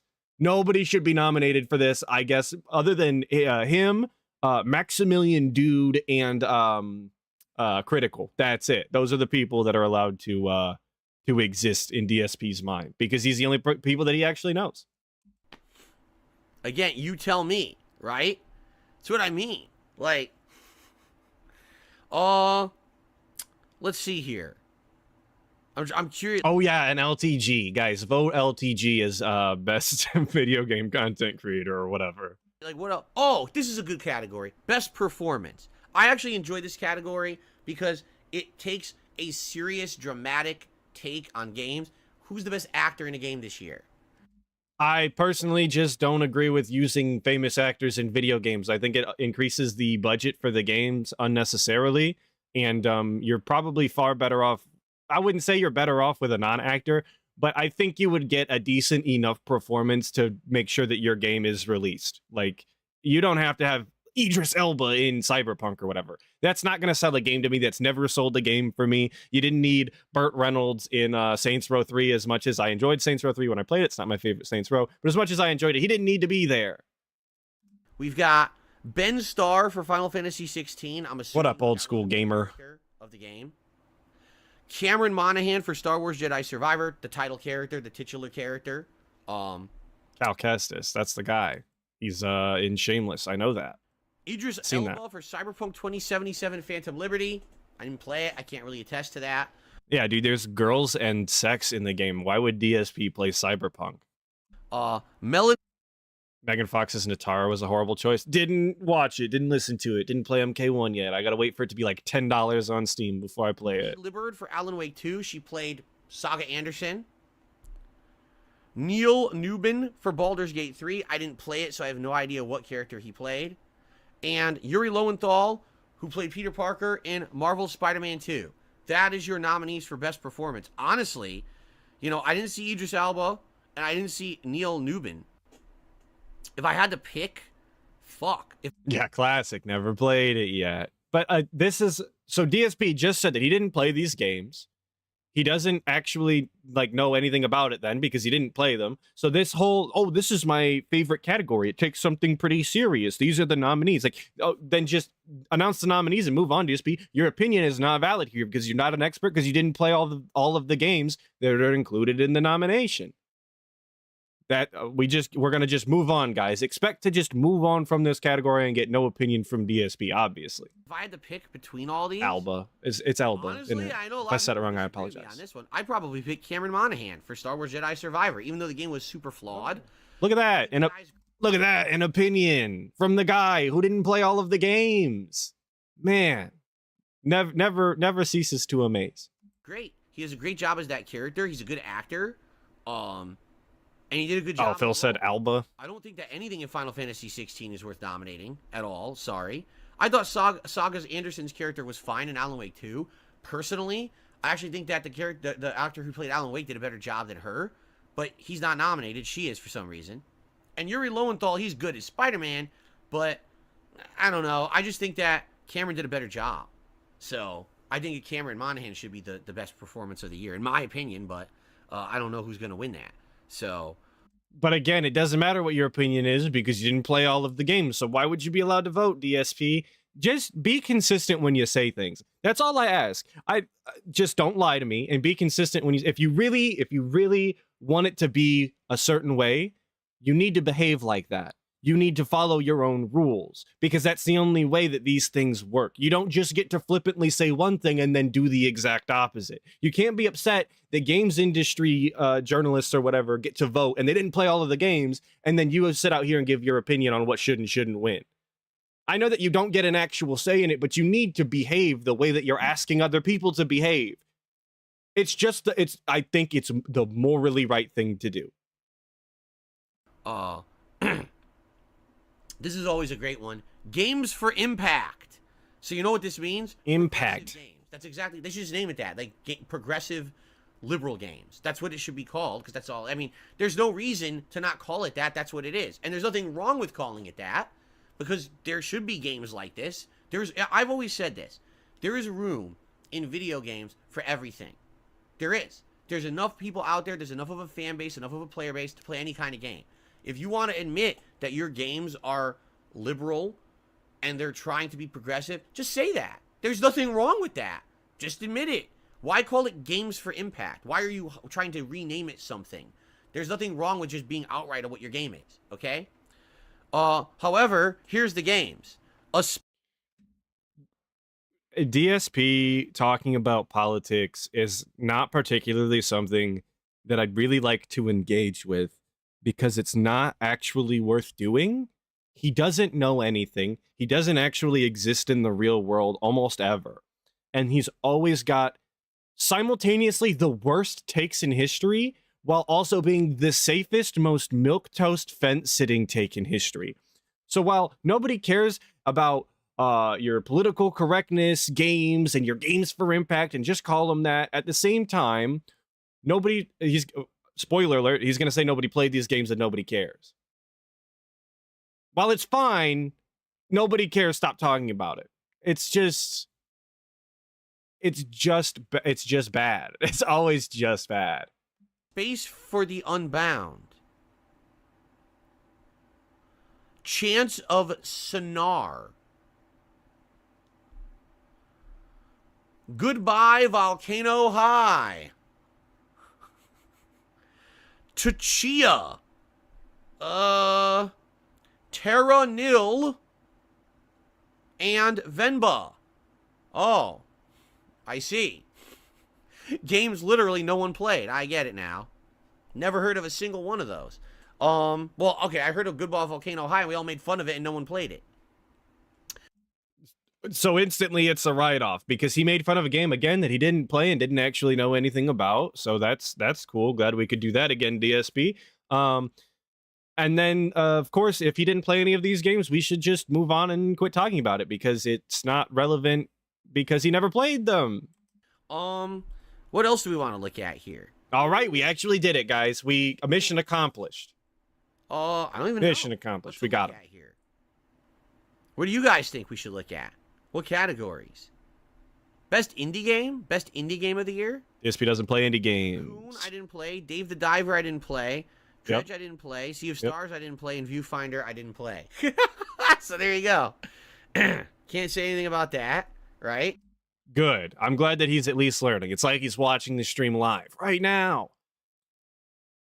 And it's weird that he takes some sort of pride in not playing indie games. Like this, it's an entire, like, it's a huge chunk of the video game market that he just doesn't play. He doesn't introduce his audience to whatsoever. He doesn't talk about them. He doesn't engage with them. He doesn't show them off, not even briefly, not for one stream to try them out. He just plays all the AAA games, and he takes some sort of weird pride in this. Dude, you're actively doing all of your audience a disservice by not playing some of these absolute gems.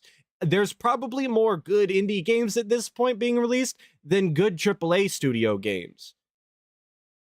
And to not show that off and not put those games out on the forefront so that people can actually enjoy them is a disservice to your audience. At least once, please. Show them something good. But he's, of course, never going to do that because he's chasing those day one views from the hot new releases because he has to hop on the trends. As much as he says he doesn't want to do that, he's absolutely chasing day one views and trying to get into the YouTube algorithm by putting the title of the game in his YouTube video so that it'll get some clicks on it, because that's the only way he actually gets any clicks other than hate watchers and the 200 people who actually watch his videos because they enjoy it. That's it. Out of the 700 views he might get on a video, 200 of them are real people. I'd probably venture to say another 150 are hate watchers, and then the rest of them are people who actually don't know anything about the guy and just looking for the game. Probably. Those are numbers out of my ass, though. So, but we got the drip. Shout out Snort Hogan for the clip. We're going on the following day. J.K. Rowling and Hogwarts Legacy Game Awards rant, which is awesome, great. I hope you're ready for another terrible take from the guy, as always. Snort, snort, snort. Hogan, drip, Snort, snort. I got the drip. Go. Now, the other big criticism of the Game Awards. This is one that I had talked about way early on this year, and I felt this was going to happen. And ladies and gentlemen, You gotta love how he has to count for the camera. He has to show you exactly what the number one looks like so you can follow along. I don't know if he knows that his dents are that slow or he just thinks that poorly of them, but it's not a good look that he does that personally. I just want you guys to know that even though I'm not on camera, when I say numbers, I don't hold them up to anything because I don't think that you guys need it, even if I did have a camera on. But I can't stand that he does that. It's awful. Terrible. this happened exactly as I had predicted, okay? Hogwarts Legacy has been completely snubbed by the Game Awards. Now, keep in mind, That is an Hogwarts ugly Legacy shirt. in February was an insanely well-selling game, all right? It did so well. Even though critics half the time refuse to even play the game because of the politics of the creator of the Harry Potter universe, J.K. Rowling, they decided that this game didn't exist. But for those who actually played it, and for those who actually reviewed it, they pretty much all agreed it was an outstanding game. It's the best Harry Potter game ever made. That's not a difficult thing to do, being that most Harry Potter games were kind of ass since the beginning of Harry Potter games existing. I honestly struggled to think of any that were actually good. I owned a couple when I was a kid, just offhand, and I can't think of a single one that was good. So, not exactly a feat that's worth bragging about. It's a game with incredible world design, incredible art design, implementation of the lore of a universe that up to this point we'd only seen kind of in books and movies, and turning it into a truly interactive open world experience, the likes of which you've never seen before. Right? Oh, another hot take. Rockman Raiden, you've asked for it. I don't enjoy the Lego games anymore. Whoa, after the first Batman Lego game. They're not for me, and that's fine. I enjoyed the ones before that, though. I don't think I'm in the age range. Not that you have to be in a specific age demographic, but it's not for me anymore. Right? In fact, if you are a fan of Harry Potter, like the only thing that you could probably argue is completely missing from Hogwarts Legacy is Quidditch. They didn't put it in it. They have the arena, and they didn't. Hey, that's what I said. I actually stole that from this segment. So that is kind of synonymous with the Harry Potter universe and the great lore of it. But outside of Quidditch being missing, everything else was there. You had your synonymous, your enemies, right? There are different enemy types and things, different kinds of magic. The combat being implemented was interesting in the way that they did it. Again, being able to explore the actual Hogwarts Academy of Magic, and then also going out to the towns and things around Hogwarts and seeing how this world is built in a 3D environment and how, geographically how it's laid out and all of that, and seeing things that are iconic in the Harry Potter universe in this game, right? that's all well and good and all, but does that deserve Game of the Year status? Is that something that very generic praise. You get to see the world? Okay, that's cool. Awesome, I guess. If you really wanted to see the inside of the school or whatever freely, you could. There was a number of ways that you could have done that. You could have played the Lego game, which I did play back in the day, and it was okay. Wasn't the greatest thing ever, but it was okay. Hell, you could even go on Harry Potter RP on Gmod if you really want, and run around the school and have fun like that. Like, who cares? See the world? Wow, what a praise. Like, what does that mean for gaming as a whole? Nothing. Nobody is going to be talking about, oh, you got to see the Harry Potter world in 2023 when they released the game. Like, it's 2023. Who gives a shit? In this world, and in fact, as I was playing the game, I told you guys it wasn't perfect, right? I was honest. I said basically the problem with Not Jesus. Let me get that again. Come on now. I said basically the problem with That's a classic. What are we rating that one? I think that was really good. I think it's really good. Hey, good morning, Kanye. For Hooven 1980 just super chat €2. DSP is the best streamer. You morons, pig. Definitely. DSP is the best streamer. That's why we're all here loving him, of course. That's what we're here for. I really appreciate the two. Appreciate it. excuse me. Yeah, he did. He braced himself. We're gonna run this one back. Look at him brace himself. 100%. You're right. He braced himself. You can see it in his neck. Look at the way he flexes his neck beforehand. Look at this. Nice. So inconsiderate to his audience. He doesn't give a shit about them. Excuse me. The real problem with the sucking when he sucks in the gunk afterwards. Nice. The final third of Nice the game, juicy suck in. there's really nothing new in the whole final third of the game. And it feels like they kind of ran out of ideas. There's really no new magic that's implemented, or the magic that is implemented is too similar to the magic you already have. There's no new traversal. It's all just riding the broomstick around and doing things like that. It's the same kind of puzzles. It's the same kind of dungeons. It's all the same kind of stuff, right? So why are you sitting here making the argument that it should be nominated for Game of the Year? That's the part, because he talked about, we were all there, we all heard it, and I even brought it up afterwards. He talked about how the latter third of Baldur's Gate 3 should immediately disqualify it because it's not as good, and it shouldn't make the qualifications for Game of the Year because it's not a perfect game. And then he'll tell you Hogwarts Legacy should be on this list because even though it doesn't have Quidditch and the latter half of the game isn't very good and kind of mediocre and it's the same thing over and over again, it really should be nominated because people played it. Well, I don't particularly disagree with you because of the units that it sold. Again, DSP, you need to follow your own logic. If you really think this way, if you really believe these things, you need to hold true to it. You can't just flippantly switch teams all the time.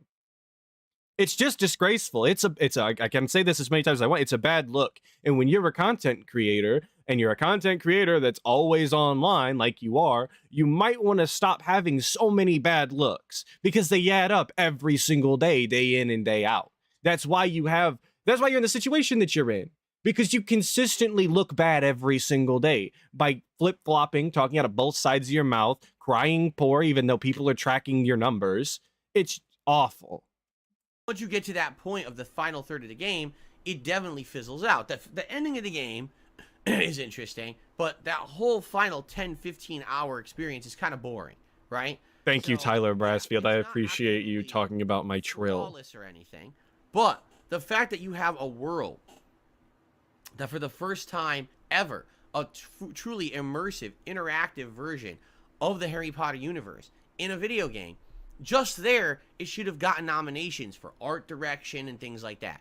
This game got completely snubbed by the Game Awards, right? Now, and why does that hurt your feelings so bad? That's another part that I'm missing. Why are you so invested with this? This doesn't exactly strike me as something that would actually require this kind of segment, that would lead to this kind of talk. In all honesty, when we started this segment, we started talking about the Game Awards, I didn't expect to hear about Hogwarts Legacy whatsoever. I didn't know what was nominated. I vaguely remember games, I barely, and only then vaguely remember games that came out this year, because I don't personally care. I did not expect this Hogwarts Legacy rant, and I definitely didn't expect to hear it 2 days in a row. Why is he so invested in Harry Potter? Yesterday, I told you about how the Game Awards work. The games that are nominated for any award are nominated by 120 gaming journalists. And I didn't think it was hate. I really do appreciate it. I talk a little funny. It is what it is. It basically means people that are goody-goody friendly with Jeff Keighley, his buddies in the gaming industry. All right? It's not representative of the common gamer. The common gamer plays more games than a gaming journalist. Because when a gaming journalist plays a game, they have to try to rush through it. We already talked about this. I don't think so. They're on to the next. They don't have time to immerse themselves in a game world. They don't have time to play a wide variety of games because a lot of these gaming journalists are known as genre specialists. So you might have one journalist who plays all the RPGs in a year, one journalist who plays all the shooters in a year, but they don't carry over. And because they don't carry over, how can you legitimately value the opinion of someone who's had only this tunnel vision view of games for the year?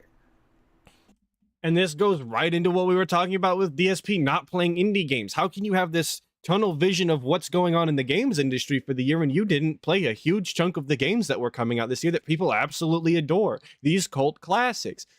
Just for a huge example, how many years in a row did he shit on Minecraft and act like it was for nobody but kids and it wasn't worth his time? And he talked endlessly about how it was basically the worst thing on the planet and a waste of his time. And then he goes to finally play it and he enjoys it and he finally understands the appeal. But it could be that same case with all of these indie games that he's missing. He just refuses to play any games that are not AAA and then wants to act like he's the arbiter of what games are good and bad. Now, let's be very honest. All right? Hollywood and the whole artistic community, for the most part, is incredibly liberal. They're incredibly leftist. Cringe. Why are we doing this, DSP? What is it? Come on now. Yes, Project Zomboid is a great indie game. Minecraft is honestly the undercover game of the year every year, 100%. If you ask me, just based on player numbers, Skyrim as well. Like, if it really came down to just games that people were playing, like, everybody loves Skyrim. Come on now. I mean, we hate love Skyrim. I do. I'll speak for myself. Bad game opinions for me again. All right? This is not a statement of opinion. This is a statement of fact. It just is. That whole community is incredibly leftist. So are gaming journalists. They're all for progressiveness. They're all for advancement of that kind of stuff. Yeah, we do love Skyrim with mods. Base Skyrim's ass. I like having inclusion in games. I like having more variety in games, right? But with J.K. Rowling, the creator of Harry Potter, basically being an outspoken person when it comes to you know, being how can I say? Basically, people see her as being anti-trans. DSP fence sitting with his vocabulary, refusing to actually take a side, which I'm also going to fence sit, but I'm not the one who's choosing to talk about this. It's the guy. I'm just watching his content. Come on. Why do this, Phil? Why do you do this to us? Are very anti-trans, and I've seen things that Come on. Nobody wants to be here doing this. Take it that way. I've seen all different things, okay? I'm not here to debate that. I really don't give two shits either way what the real argument here is. The problem is that when you take those kind of political stances, right, and you somehow transfix them now onto a video game, is that really journalistic integrity, right? Remember, there were journalists, gaming journalists, who outright said, we refuse to play Hogwarts Legacy. We're ignoring this game like it doesn't exist. They can do that. You can't force anybody to play games that they don't want to play for any amount of reasons, in the same extent that nobody can force DSP to play indie games that he should be playing. What is he, like, he wants them held at gunpoint or something in Minecraft? I genuinely don't know what he expects people to do. You can't force people to play games. That's not how these things work. And you definitely can't force people to review a game objectively if they didn't want to play the game that you're forcing them to play. What kind of content would you get out of that if you told somebody that they had to play a game and made them play it all the way through and then asked them for a review? You'd get a terrible review. That's why DSP talks so poorly about every single game that he plays, because he doesn't actually want to play any of them, and he's being forced to pretty much at gunpoint in Minecraft. Hey, good morning. In Brazil. For Hooven 1980 just super chat €2. Did you know that DSP was sick weeks ago? Chart with downwards trend. No, I didn't know that. I appreciate you telling me, though. Maybe he'll talk about it soon. Maybe he'll let us in on that. Did J.K. Rowling make the game? No. Did she have a hand in its development? No. Did she actually have any determination on anything that was in the game? No. It's just her source material that was turned into the game. In fact, if any of those gaming journalists actually played the game, there is a trans character in the game who's one of the main characters of the plot, necessary for story advancement, that's incredibly well written, and is one of the more positive portrayals of anyone in the entirety of the game. So how can you say that this game is anti-trans? You can't if you actually played it. But they refuse to play it because they're ignorant. Instead of just saying, okay, listen, we don't agree with the politics of J.K. Rowling, but this game was not made by J.K. Rowling. It's just the source material. But look, it's advanced, it's better. It actually is teaching good lessons that trans people are real people and they could be great influences on other people around them. They could be part of a great story. They're just a natural part of life. Let's accept them. Here they are. They're accepted in the game. But no, ignore all that because we don't like the person who wrote the source material. So act like it doesn't exist, right? Like, again, here we go. What in the goddamn? Scoot Boot just super chat $5. For the amount of times he says he doesn't like being political, he definitely does feel like he likes it. Yeah, exactly. The guy, I can't wait for the day. I say I can't wait, but I know it's going to be terrible.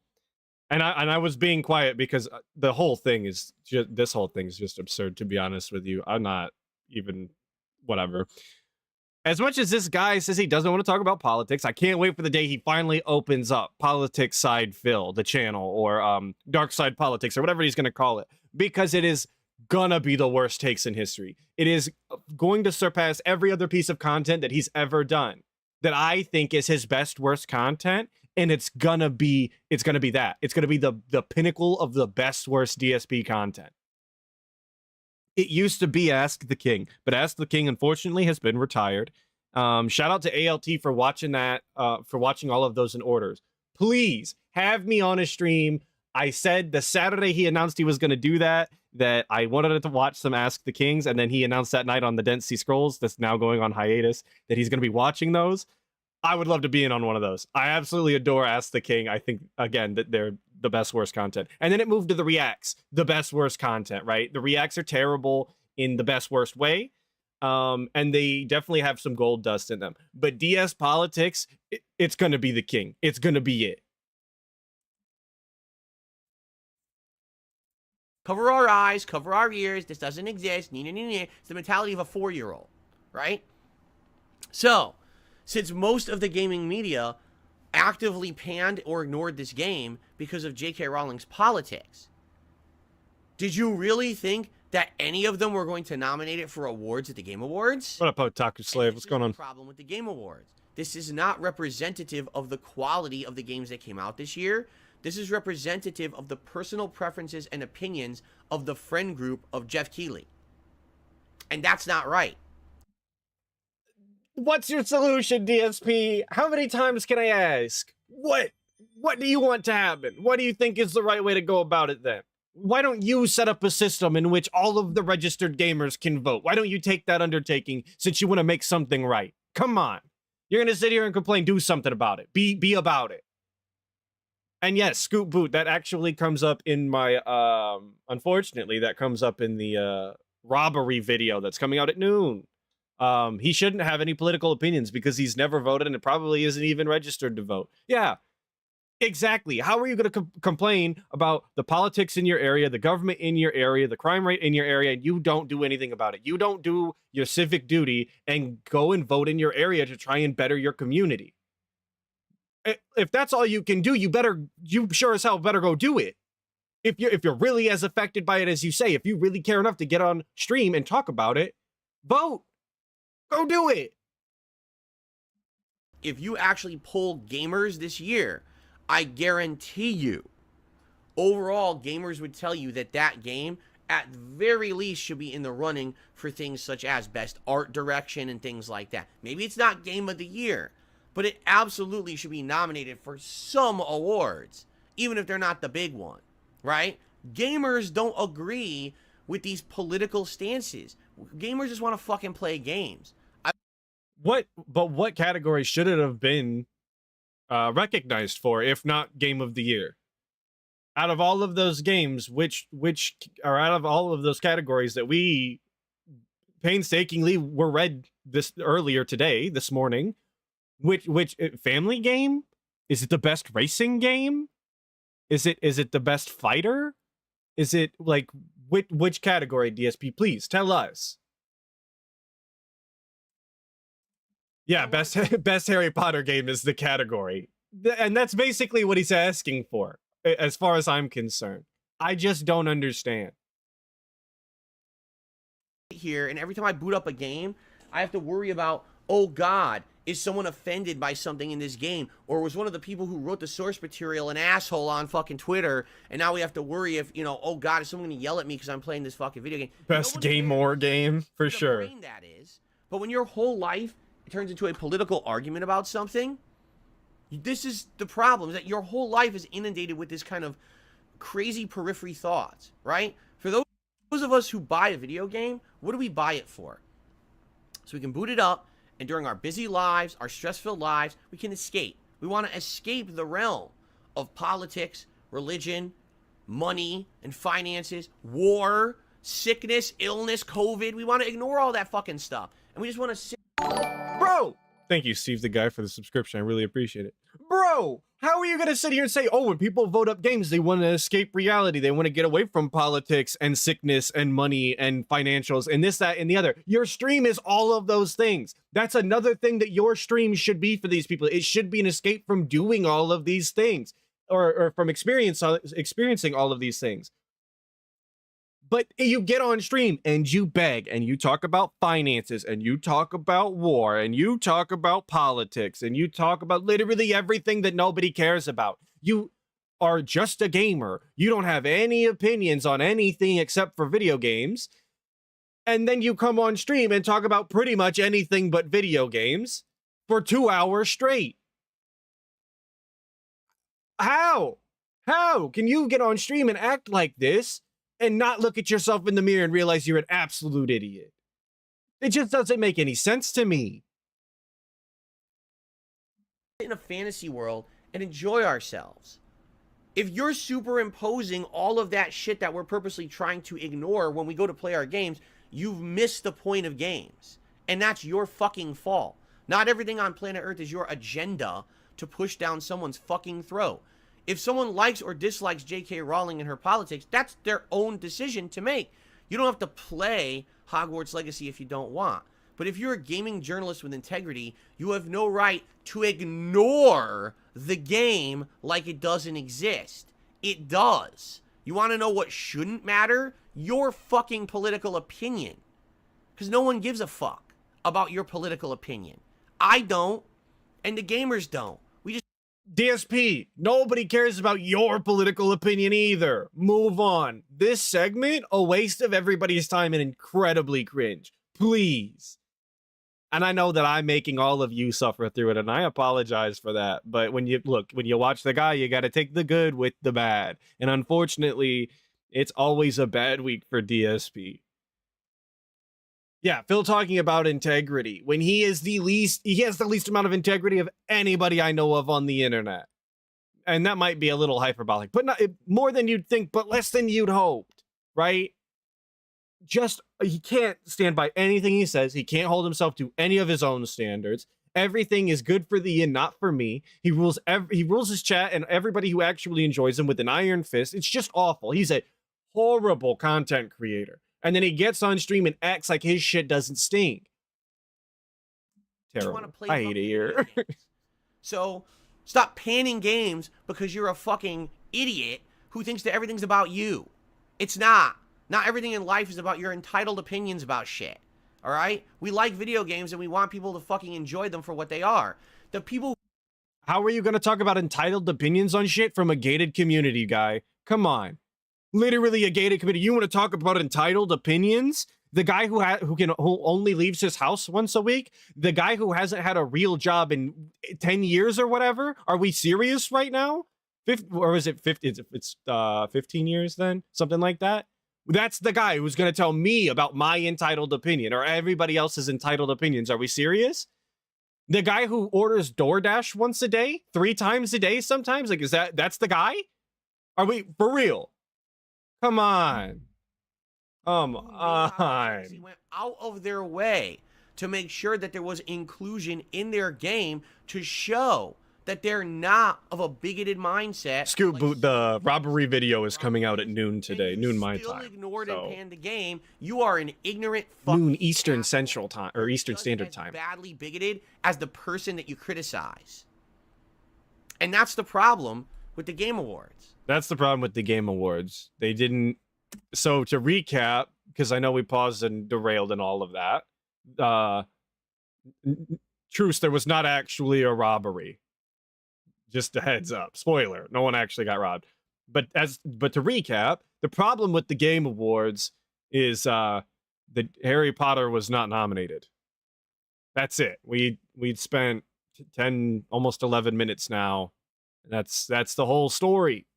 Pretty much. Everything else was useless and cringe. Awesome. 100%. Those awards cannot be valid if the only people who are nominating and voting on the awards are people who are skewed to a political side or whatever. It's the same thing that happened with The Last of Us 2. I'm not saying The Last of Us 2 was a terrible game. It certainly wasn't. But there was no way that game should have won every fucking award like it did that year. It was 100% political. And the Game Awards should not be political. They should be based on actual quality of the games played, not on, oh, well, it's my political belief, so I fucking like or dislike it. I'll take that into consideration, Crustpunks. It's, so, yeah, I'm pissed off. Because, yes, 100%, the Game Awards are invalid this year because there's nothing with Hogwarts Legacy. Even if... Dude, the Game Awards have, based on your criteria, never been valid. That goes without saying, really. And if you disagreed with The Last of Us 2 winning all of the awards like it did that year, I don't know why you would even talk about it this year. Like I said at the beginning, if you don't care, just don't talk about these things because it's not actually important. If everybody who didn't care about something just didn't talk about it, these things would not be nearly as prevalent as they are. And that goes for DSP too. I know that this is ironic and rich coming from me. If we all quit talking about DSP, he falls into obscurity, right? And nobody would ever bring him up and he wouldn't be nearly as relevant as he is, even though he's not relevant as it is anyway. But if you quit talking about things you don't like, They're not nearly as big. They're not nearly as big of a deal.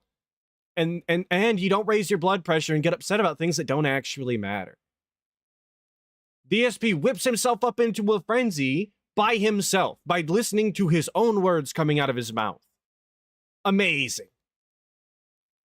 Like, what is the benefit in that? Because it's not translating itself into support. It's not translating itself into more viewers. Because some people can do that, right? They can make themselves upset and be passionate and pretend to care about things that they don't actually care about because they hype themselves up. You know, that happens. And they can transform it into a business option, and like they can make it work for them.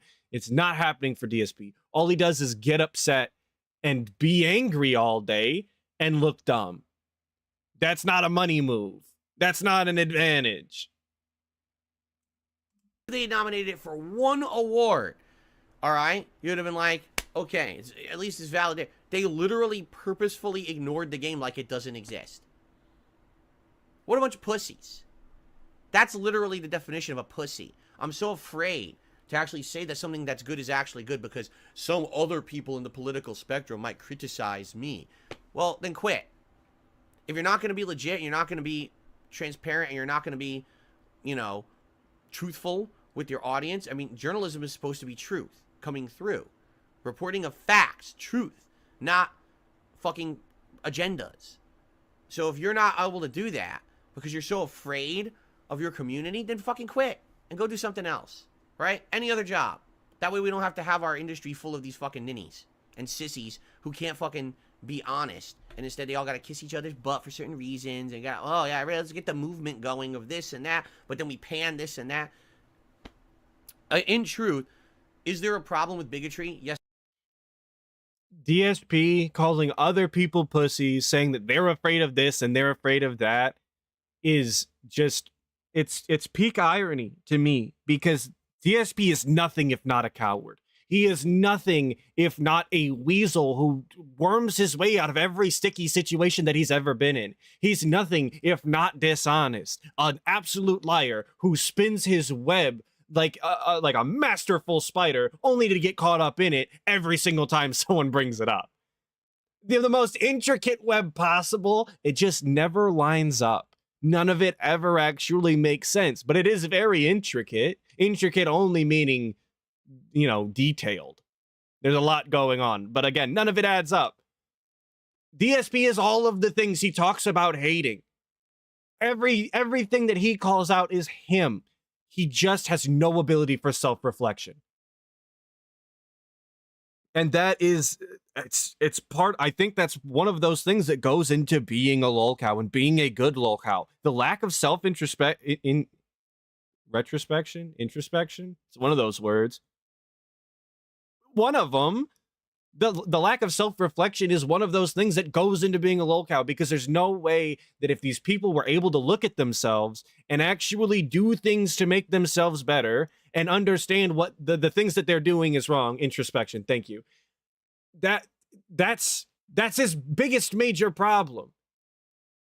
Because if he could just look at himself and understand what people don't like about him, he'd be in a far better situation. He would actually have maybe been able to do something with the audience that he had. Maybe not all of them, but maybe some of them. But instead, he's just awful on stream every single day for everyone to laugh at, which I guess is a blessing for us. But I do know that there's also a lot of us who don't want him to exist at all. Not in a Minecraft way, but like, you know, off of the internet, obviously. Yes, there is. Absolutely there is. There's problems with bigotry all over this planet, okay? And we need to tackle the real issues, right? If you believe J.K. Rowling really is a bigot against trans people, then you have the right to voice that opinion. You absolutely do. And you have a right to say you should boycott her writings or things that she's directly influencing. This is not one of them. This is a case of people literally trying to take their agenda.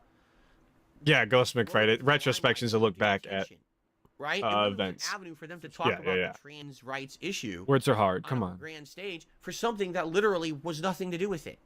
This game has nothing to do with trans rights at all. In fact, it's the opposite. It represents it nicely in a positive way. And now you've discredited all the people who worked on the game, and you've given them no right to be recognized at the end of the year for their hard work because of your own biased opinions that aren't valid here. You know? What up, I just Wendy's? had enough of this shit. Bolshoi? And What up, dude? it pisses me off. These game awards every year, people say, oh, well, it's not. And I say it too. They're not the official awards. You're right. The game awards are not official. They're not officially the opinion of everyone on the planet of what's good and bad. The problem is people take it that way. Who is people? Shout out a lot of people in chat who are saying this, I guess. My favorite person in chat, a lot of people. Who is saying this? I don't know. Look, I talk to people who play video games in real life. I know it's difficult to believe that I talk to people IRL sometimes. None of them actually think that the Game Awards mean anything worth a shit.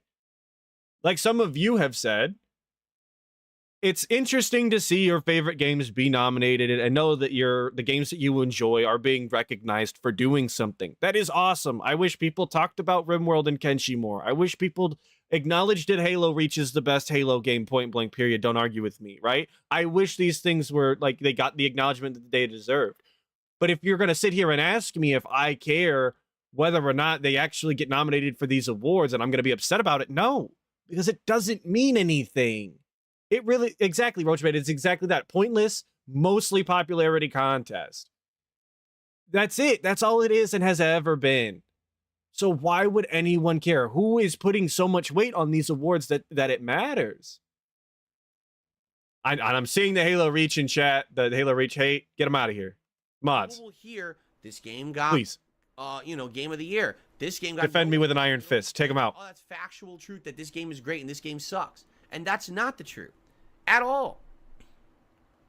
In any way. It's not the truth. So... people have to stop taking it like that, but people aren't that smart, I feel. You know what I mean? So, sadly, now we have the situation where one of the best-selling games of the year, we're at the end of the year, and most people forgot it existed because the Game Awards panned it. For what? Did you really help trans rights by doing that? Like, how much advancement of trans rights do we have because now Hogwarts Legacy will not get a Game Award? I'm not concerned about that. What I'm concerned about is him saying that people forgot about the game just because it wasn't nominated. How people don't forget about games that are good. People don't forget about games that get word of mouth because they enjoyed it. People don't get they don't forget these things just because some gaming award isn't being they're not being nominated for a gaming award. That's ignorant. I'm not addressing the last thing he said. I'm not doing it. You can't make me. I'm not doing it. Right? I mean, what are you talking about? Your efforts could have been put towards something much more important and much more, much more progressive towards helping the situation with that issue than what you did. But hey, who I also miss Ape Escape. Who worked their asses off to try to make a valid game that actually did represent trans people fairly, but fuck them, right? Because speaking of developers who work their ass off, shout out Ape Escape. I really appreciate you existing. This is the first game I ever played on stream when I was a teenager. Did a full playthrough. It's gone, lost to the ether.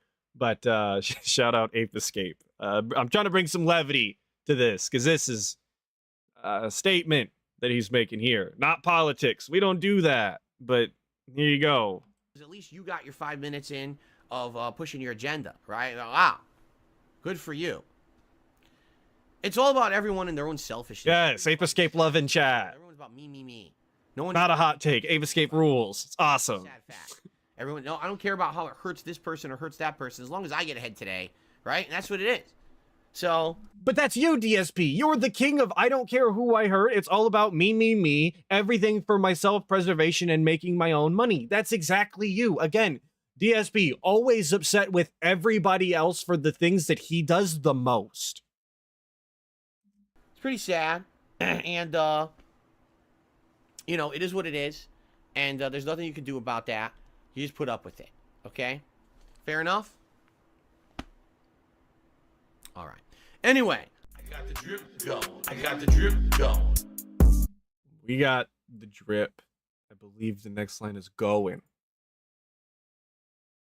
Now, we got time left. I've got about 30 minutes before I have to bounce out of here. So we're going to watch this. For context, because I didn't cover the robbery this morning, this 40-minute video here, shout out Snort Hogan for that. That's the one that's going to be in my video today. Really appreciate it. As always, make sure you guys check out Snort Hogan. But for context, this clip comes after DSP talks about the robbery, and he talks about the crime rate in Seattle and how god-awful it is. So that's the context. DSP is going to treat somebody like shit in his chat.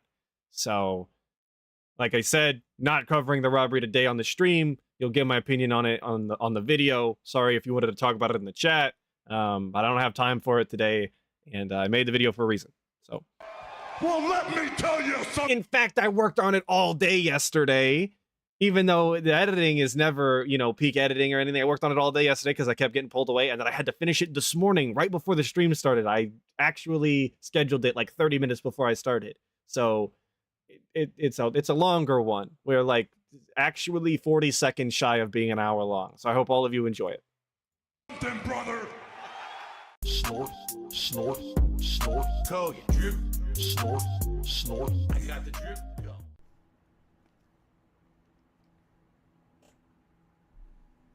Look at that drip shirt he's got. He's got the Here's a hilarious $60 thing. off the Someone in chat pre-stream. Looking good today. Eating Oh, good. I just came back from a 5-day Seattle trip, and it was fine. No crime or anything. It's not a big deal. All right. You ready for this one? All right, Dr. Knesson. Where did you go? Yeah, where did you go, Dr. Knesson? It's up here in the top right. Noir Lavender, you're asking about the microphone. I use the Blue Yeti. I've had it for actual years at this point. I bought it a long time ago. Don't make fun of me. But yeah, Dr. Knesson, who said, what did he say? Just something. Just returned from a 5-day Seattle trip. Had a fantastic time. Clean and safe. All cities have crime. Seattle isn't better or worse than any other city. And this is probably true, actually. I've been to a couple of major cities that have crime rate issues. It's one of those things that, like, it comes with the territory of being in a large urban style city. And I don't mean urban style as the color of people's skin. That's not what I meant. Don't take me out of context. God damn it. Yeah, it comes with the territory of being in a large city. There's crime, but you just go on about your business and try and make sure that it's not you. But yeah, Seattle has crime problems. Chicago has crime problems, right? Like, these large cities. New York has crime problems. It's just the way it's got to be.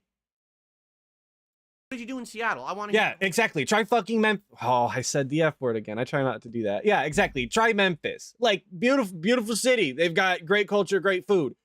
Huge crime problem. It just be like that sometimes. agenda. Let's hear it from start to finish, because I live here. So I know if you're a liar or not. So let's see what you did for your nice trip of 5 days, and it was such a beautiful visit, right? Let's see how quick he is to answer. Because you want to be a smart aleck in my chat, right? You want to think that, oh, yeah, let's disprove Phil. let's see how this one goes, huh, brother? All right. Huh, brother? Love that. He's definitely watching too much Snort Hogan clips. Just like me. That's why I say brother. But you gotta love him actually calling out one person who is like, hey, I went to Seattle, I had a good time. Like, he what did you do? What's your name, address, and phone number, huh? Bitch. You want to prove me wrong? Let me shit on you in front of the 676 people who are watching because I clickbaited being robbed. Yeah. What a shitty thing to do to somebody. Like, if you really had a problem with it, hit him with the lean in. Why would you call somebody out like this in your chat? You just look like a shithead. Anyway, let's continue.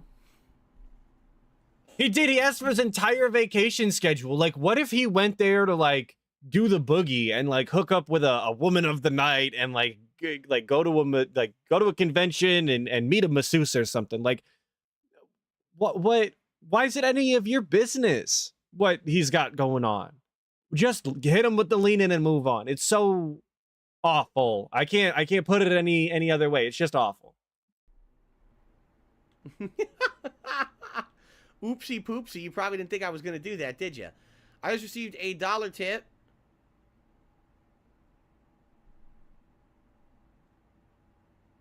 And then you can see in the chat right there, pointing at my screen like a buffoon, right there in the Zen Shuriken, auditing his vacation. Exactly. Like, what is this? Why is his chat like he's sweating? Grand debunking. Like, what is this? Why is his chat like this? This is the kind of community that he's harboring here, where this is an acceptable behavior. And I don't, look, I know there's a lot of LARPers. Yeah, oopsie poopsie. There's a lot of LARPers, right? But like this, whatever this is, shouldn't be happening. This is awful. The Dents and the LARPers. Someone is help about how I treat people. Well, as you guys know, all right, I do not go out of my way to treat people badly. In fact, for my opinion is, you know, you give everyone the benefit of the doubt, right? You're nice, be nice to everyone. The only time that you should ever clap back is if someone is actively going out of their way to try to do something nasty to you. And apparently all it takes to be considered being nasty to you is to say, hey, I had a good time on vacation. If any of you ever tell me that you had a good time on vacation, ban world, all of you. I'm sending you to the gulag in Minecraft. I'm not accepting that. That's bullshit. I don't want to hear it. That is hurtful to me and my family. And I have to protect my family, dude. And then, hey, man, if they screw you over or whatever, then that's that. You gave them their chance. No, Reptile. You didn't have a good trip to... What'd you do at Disney? Huh? You had a good time? What'd you do at Disney? Yeah, exactly. Grand debunking right here on this stream. SAC, I'm not accepting that. Stop it. Get some help. That way. And you know what they say? Fool me once, shame on you. Fool me twice, shame on me. That's how I live my life now. All right? So... when you get a situation where you get someone coming into your chat and they're going to say something immediately that's negative, like, oh, I don't believe anything you just said about where you live because I was just on a 5-day trip. And okay. Well, you don't live there. So we instantly, well, first off, that's not what they said. They didn't say that at all. They didn't say that they didn't believe you. What they said is they had a good time on vacation and that was it. But also, you don't live there. So you're automatically... this is something that Phil does a lot. He always uses words that just aren't accurate to what he actually means. And I get it doing it every once in a while, right? You can't always be 100% accurate, especially when you're on stream like this. It's just not going to happen, right? But he's gone out of his way to specifically say when other people say that he lives in Seattle, oh, I don't live in Seattle, dude. I live in Renton. I don't live in Seattle. I don't live in Seattle. As a defense, when people tell him like, oh, go to conventions, you know, go to tournaments, this, that, the other. Oh, I don't go to Seattle. I don't live in Seattle. I live in Renton. But when it comes time for him to say where he lives, oh, I don't believe I don't believe anything you said about the place that you live. I thought you didn't live in Seattle, Phil. So which one is it? Do you or don't you? Because you can't have it both ways unless you got two homes still. But even then, that one would be in Connecticut. We know how that ended. So that's irrelevant. Dude, I really believe you, right? I fucking lived here for 9 years. He's lived here, I guess, in Seattle. Like... yeah, I know he lives super close to Seattle. I mean, I would justifiably say that he basically does live in Seattle, but he specifically says multiple times that he lives in the area of Seattle. He doesn't. He lives in the area of Renton, whatever that's worth. But you were here for 5 days, but I'm supposed to know, you know better than me, right? So let's hear it. You know, let's fucking have it. Let's hear it. If you think that's being a dick, well, then don't come into my chat and drop nonsense. What did you think was going to happen, right? People were going to put you up on a chair and lift you above like the hero of the chat because you said something anti-Phil. This is, where did you think you are? This isn't a detractor stream. You're on my stream and you said it. This is a detractor stream now. Look at us go. But saying that you had a good time on vacation in a major metropolitan city is not saying that the crime rate is bad. It's saying that it's still possible to go into the city and have a good time. In again, like I seen it in chat, and Jackie said it. Like Chicago, you can go to Chicago and have a good time and do your things downtown and visit museums and go to events and try out the different restaurants, and all of it is really nice. Because the only person to get killed downtown is FBG Duck. But other than that, like, yes, Chicago is not exactly the best and ideal place to be, not to live at, but you can go on vacation and have a good time. And that's what DSP was talking about. Was talking about going into downtown Seattle with his wife and actually having a decent time. And he was unable to do that because of crime. It's just not how it works, dude. And that's all that person was saying. But yeah, let's shit all over him. DSP should have ducked. You know what I mean? So, I mean, yeah, I'm not just going to actively sit here and be nasty to people for no reason. But if people That's exactly what you did. try to derail stuff, or they try to be negative or whatever, then that's how you're going to get treated. You started it. Don't start something you don't want to finish. You play stupid games, you win stupid prizes, as they say, right? Thank you, Aquilak, by the way, for that super chat. I wanted to get you on the leaderboard there. Okay. Yeah, Matthew, right. Go stream on 63rd. Exactly. All right, here we go. Downtown Seattle. DSP wants to talk about high crime rate. DSP, you should go move your stream setup to 63rd. How about that? Place the wharf, ferry to Bainbridge Island, Kirkland, and Greenwood. No disrespect, not disproving you. I wanted to add to the discussion. Downtown Seattle, Pikes Place, the wharf, ferry to Bainbridge Island, Kirkland, and Greenwood. No disrespect to you, Phil. Not disapproving. You just wanted to add. I just wanted to add to the discussion. Seems fair enough. Look, doesn't that sound fair? Specifically said, DSP, I didn't want to disprove you. These are the places I went. We're cool. What's DSP's response? So I'm curious what you did. When you say downtown Seattle, okay, that's great. What did you do in downtown Seattle? When you say Pike Place and the wharf, what did you do? Because you realize, like, that whole Pike Place Market Street, like with that original Starbucks, has been the most broken into Starbucks ever, to the point where I believe at one point they were discussing closing the original Starbucks location. And that's pretty fucked up. It's a historic thing. And they're actually talking about getting rid of it. Okay, well, technically it might be a historic thing, the first Starbucks ever. Who the hell gives a shit, brother? Come on now. It's a building of a Starbucks. Granted, the first one, it might mean something to somebody, but like, yeah, exactly. I'm lucky I'm not a Starbucks. Exactly. Like, and that doesn't mean anything, DSP, because again, what he is saying is not that crime doesn't exist in Seattle, because it 100% does. Like crime exists everywhere in the world. But what he is saying is that it's still possible to go there and have a good time. I don't get it. Why are you being so particular about something he didn't even say? Yeah, Iviga, that is the proper response to Phil asking anything, though. There's no justifiable reason for him to ask for your schedule from your vacation. That's absurd. You know what I'm saying? Now, personally, I've never been to Bainbridge Island. I have been on the ferry, but I never went to Bainbridge Island. That I can't speak to. I can speak to downtown Seattle. I can speak to Pike Place Market. I can speak about the wharf. I can speak about all that stuff. I've been there, right? Okay. I don't, I just the way he says I can speak about it, like he's saying it with his chest, like he's really about to tell you something, like he's got some sort of street cred or something, like he's the guy, he's gonna do it to him. Look at this buffoon in his in this old man shirt and his gamer glasses, sitting in his gated community. He's gonna tell you something, brother. Come on, man, you sound like a goober. So I'd love to hear about your experience, because I know personally of all the stuff going on down there, and it ain't pretty.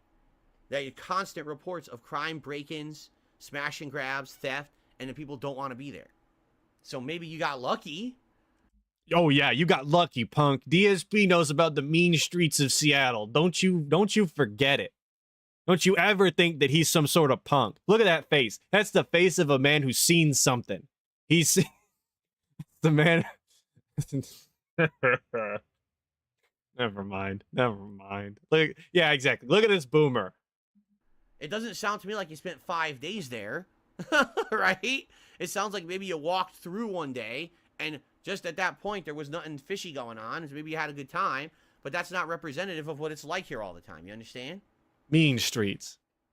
Okay. From the mean streets of Bridgeport to the mean streets of Renton, Washington, that's slash Seattle. The video game store in Seattle keep getting robbed. I don't know about that, but I wish this was an exaggeration. I see stories all the time. Constantly, it says stuff like, this store got robbed, then it got robbed again, then it got robbed again within 2 weeks. And now the store owner is saying, I think I'm going to just close my business because I just can't deal with this anymore, and the police do nothing about it.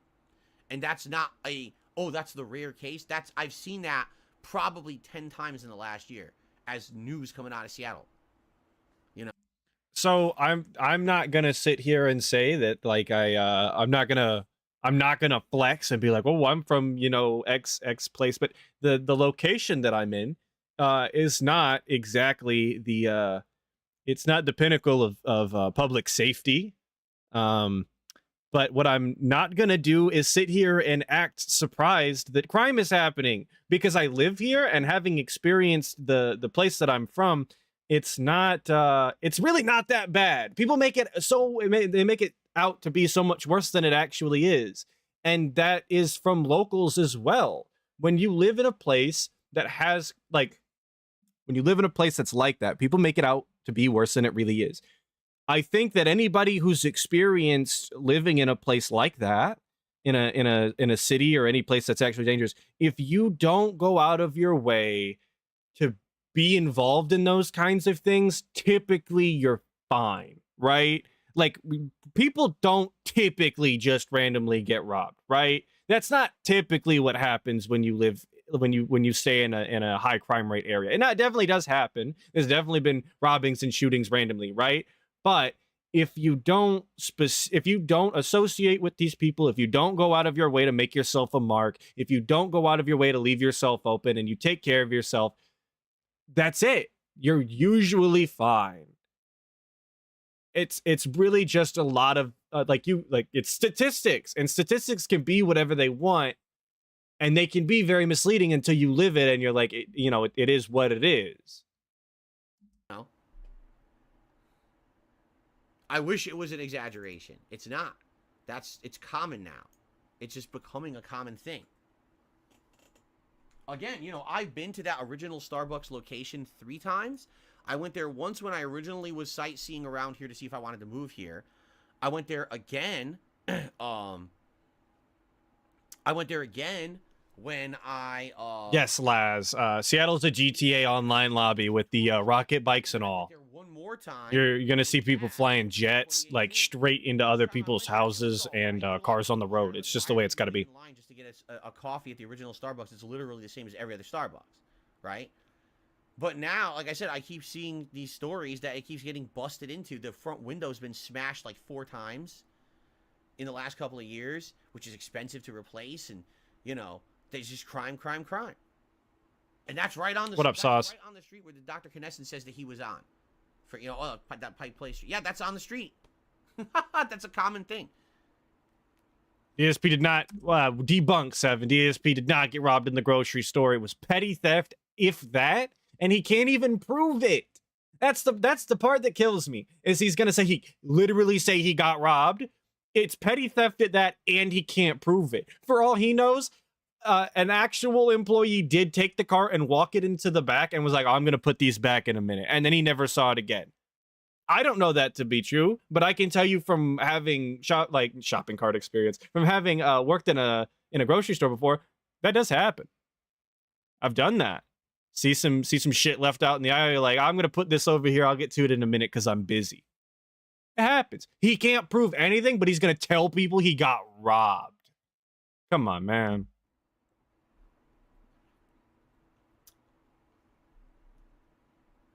Was it the same Starbucks the guy got stabbed in front of? I don't think so.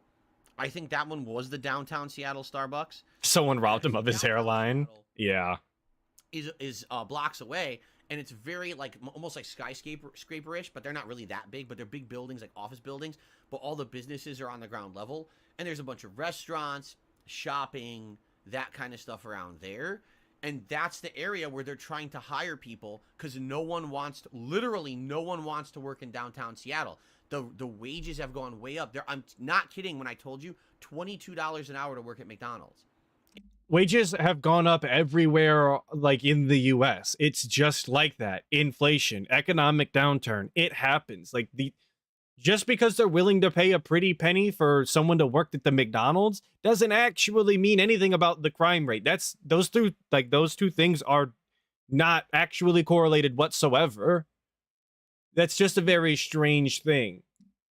In downtown Seattle, because no one wants to work the job. Everyone quits when they get there because it's horrible. So no one will hold, no one, you know, they have no one to work. They're all understaffed and shit. No one wants to work in downtown Seattle. All right, he says, I walked around and shopped mostly, went to a few breweries and restaurants. You're right, maybe I got lucky, just enjoyed my time. That's all. Sorry for the drama. It wasn't an attack. All right.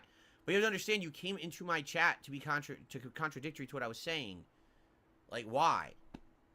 Oh, you guys can't come into the chat and disagree with Phil, because why? Like, why is that the behavior? Why is that the mentality? Why is that the behavior?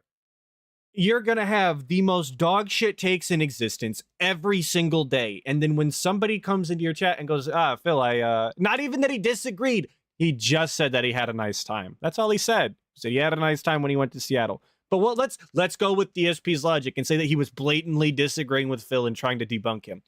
DSP, that's allowed. It should be allowed. You don't need an echo chamber in your chat for it to be your chat, right? These people should be allowed to have their own opinions. You don't get to tell them whether they did or didn't have a good time in Seattle.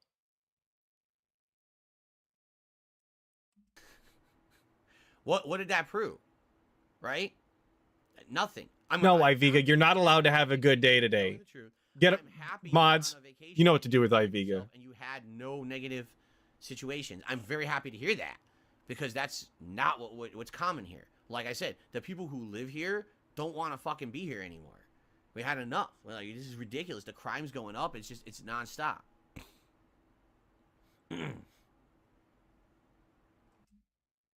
I see people said that if the starting wage was 22 at McDonald's, the burgers would be 11. I'm gonna disagree. Not that hard, obviously. When I worked at a McDonald's, I made it was my first job. I made $12 and the dollar menu still existed. So I don't think they would be 11. But the dollar menu doesn't exist anymore, and I know in my area they're paying more than 15. So it do be like that. I wouldn't be surprised if they're paying 22 in a metropolitan city, but I don't know. Sarcasm. I didn't think your numbers. I didn't think you were being specific 100% with your numbers, but Quickly. But yes, $22 is crazy. Wow. Just listen to this. The memes are so old, people are so dumb, they get the negative detractor memes wrong. Someone just said in the chat, I thought Seattle air cured your leg. My leg. Apparently I have a peg leg or something. Did you guys know that? You can't even get the meme right? Holy shit, that's pretty bad. You got the meme wrong. And now DSP is going to shit on people for not doing the detractor meme correctly. Amazing. Awesome. This dude hasn't had an original meme about him like he's come up with by himself for his community for how long? He always is stealing detractor memes for his own benefit, like the frog meme when he was doing that, or the penne meme when he was doing that. But now he's going to shit on people because they didn't get the gout meme right. Awesome. Yikes. I've done it. Ladies and gentlemen, I've done it. I agree, Ghost Hunter. Bring back the dollar menu. Please. I need a McChicken for $1. It's the only reason I would go. They've forgotten the memes and they just spout nonsense now. This is great. I like that. In fact, you know what? I think he's earned a standing ovation for that one. That was great. Yes. Oh. Get it completely wrong. Yes. Yes. Very nice. This is so, guys, wasn't that so funny? Wasn't that so funny? His camera isn't even set up so that he can properly stand up and be in frame. Amazing. Exactly. Big Mick cringe. There's some bits that he does. There's some things that he does to try and be funny that just are they fall the flattest that anything could ever fall flat. And it is actually painful to watch sometimes. It's insufferable, it's grating, and it's, again, just not a good look to treat somebody like this in your chat, even if they are being even if they are being shitty, even if they are being a detractor. Did we get a shot of the jammies? I see Thack in chat. Did we get a shot of the jammies? We got to run it back. Sorry, you guys have to suffer. That was great. Yes. Get it completely wrong. I'm not seeing jammy pants. Yes. Where are they? Very nice. I got lied to. Debunked. Thack. No jammy pants. Hey. What was my favorite foods as a kid? Candy. I was a kid. I liked candy like every kid. That was my favorite food. I got the drip go. I got the drip go. Amazing. Awesome. Amazing. All right. So that's all the clips for today. I think I've got a few minutes left here before I actually do have to go. So, anything you guys want to talk about before I leave, I'm here for it. 100%. Questions, anything like that. Just because I got some spare time. I'm hitting the DSP Q&A segment now at the end of every stream. Good morning, everyone, and welcome. Because I don't stream every single day. As always, and this is the level. Yeah, his favorite food is snot, 100%. With as many boogers as he be eating, 100%. No, I can't do overtime. I have to actually leave the house. My grind flow like water, but my flow like Over under on how much his WWE mobile game account is worth? rose tinted glasses. 15. Well, he spent 50K in 1 year, didn't he? That not meaning that that's the worth of it, obviously, but Carry on. I'll never be like Justin Wong. I'd say probably like, My trolls. I don't know. That's hard. I don't actually know the numbers, man. I'll go with 30K. I'll go over 30K.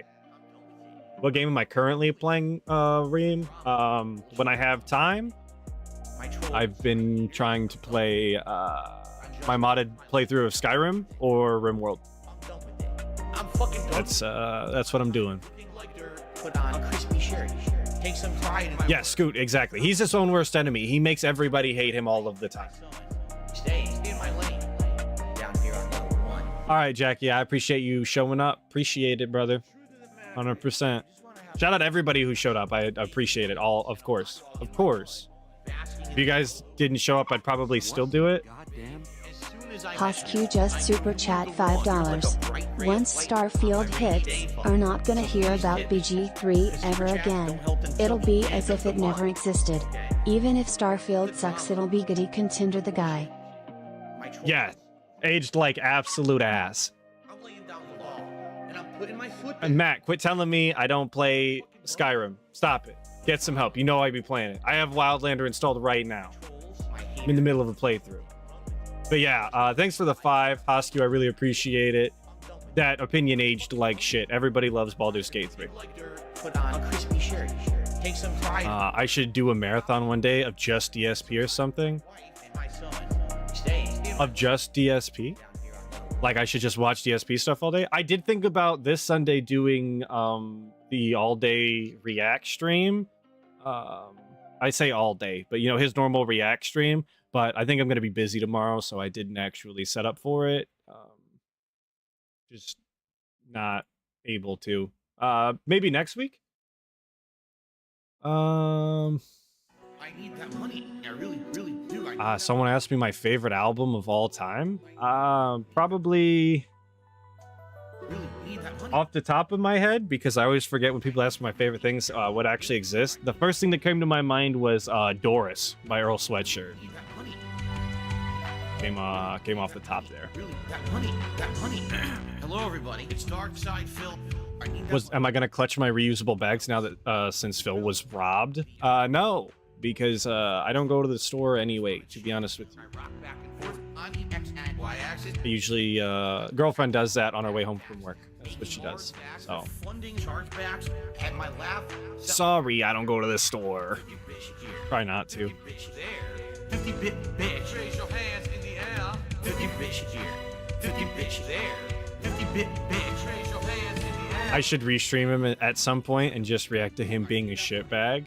I've thought about that. The problem is I don't get off of work in time to start from the beginning.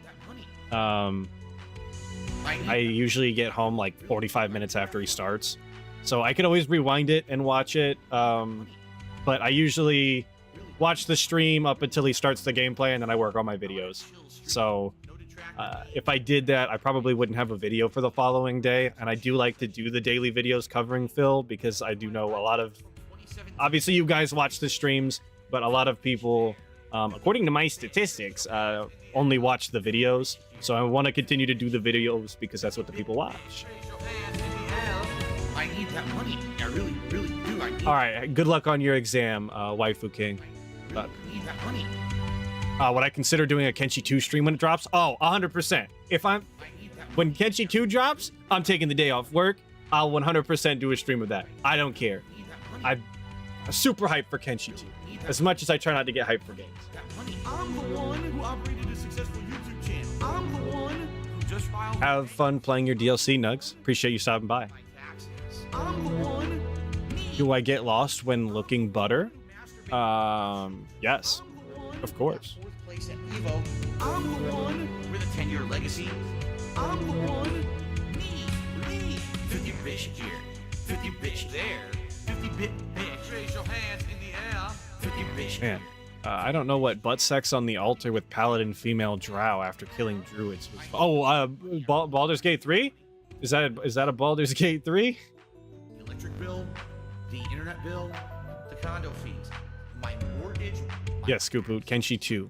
Let's go. Taxes, my current taxes, my state taxes, my federal taxes. Yeah, Pakistani, the new engine is what's making me the most hype about Kenshi 2. I am very interested to see what they do with the new engine. PS5, gin, bowl of ramen. Why is it doing it to me like this? No meerkat in the recommendeds off of the Dark Sea. That's messed up. Very meaningful though. Where can I find these detractor music? Oh, on YouTube. I should have posted it. I'll go back. I'll grab the link. Please, sub to Darksea.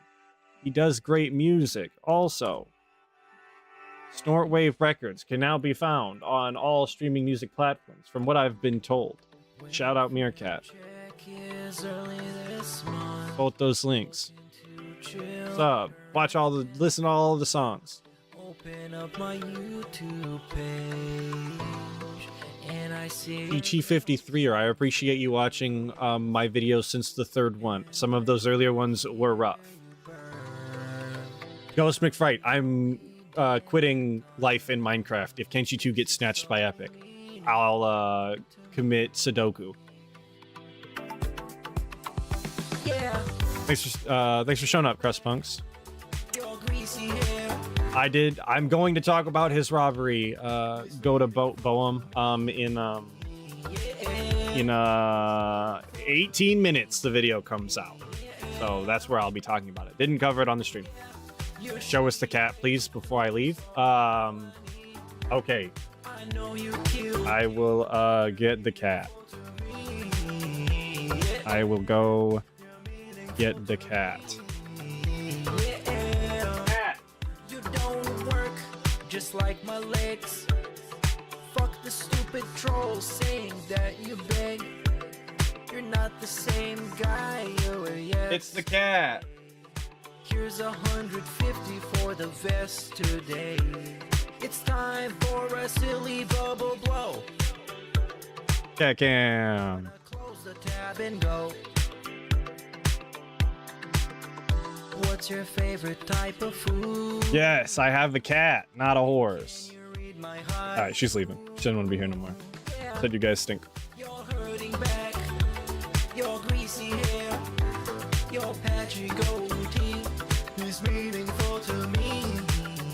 Yeah. Yes, cat is very fluffy. That's how she wormed her way inside. She was too cute to be left outside like that. And the Logitech keyboard reveal. Yes, the wireless Logitech 10 keyless keyboard. We got all Logitech peripherals because I don't like dealing with multiple software. You're hurting back. People keep telling me to charge for the cat. I'm gonna be honest. I like you guys enough. We're gonna lower it from 2K next time to $1,500. I think that's a deal. For Black Friday, it's a good idea. Your shitty playthroughs are all I need.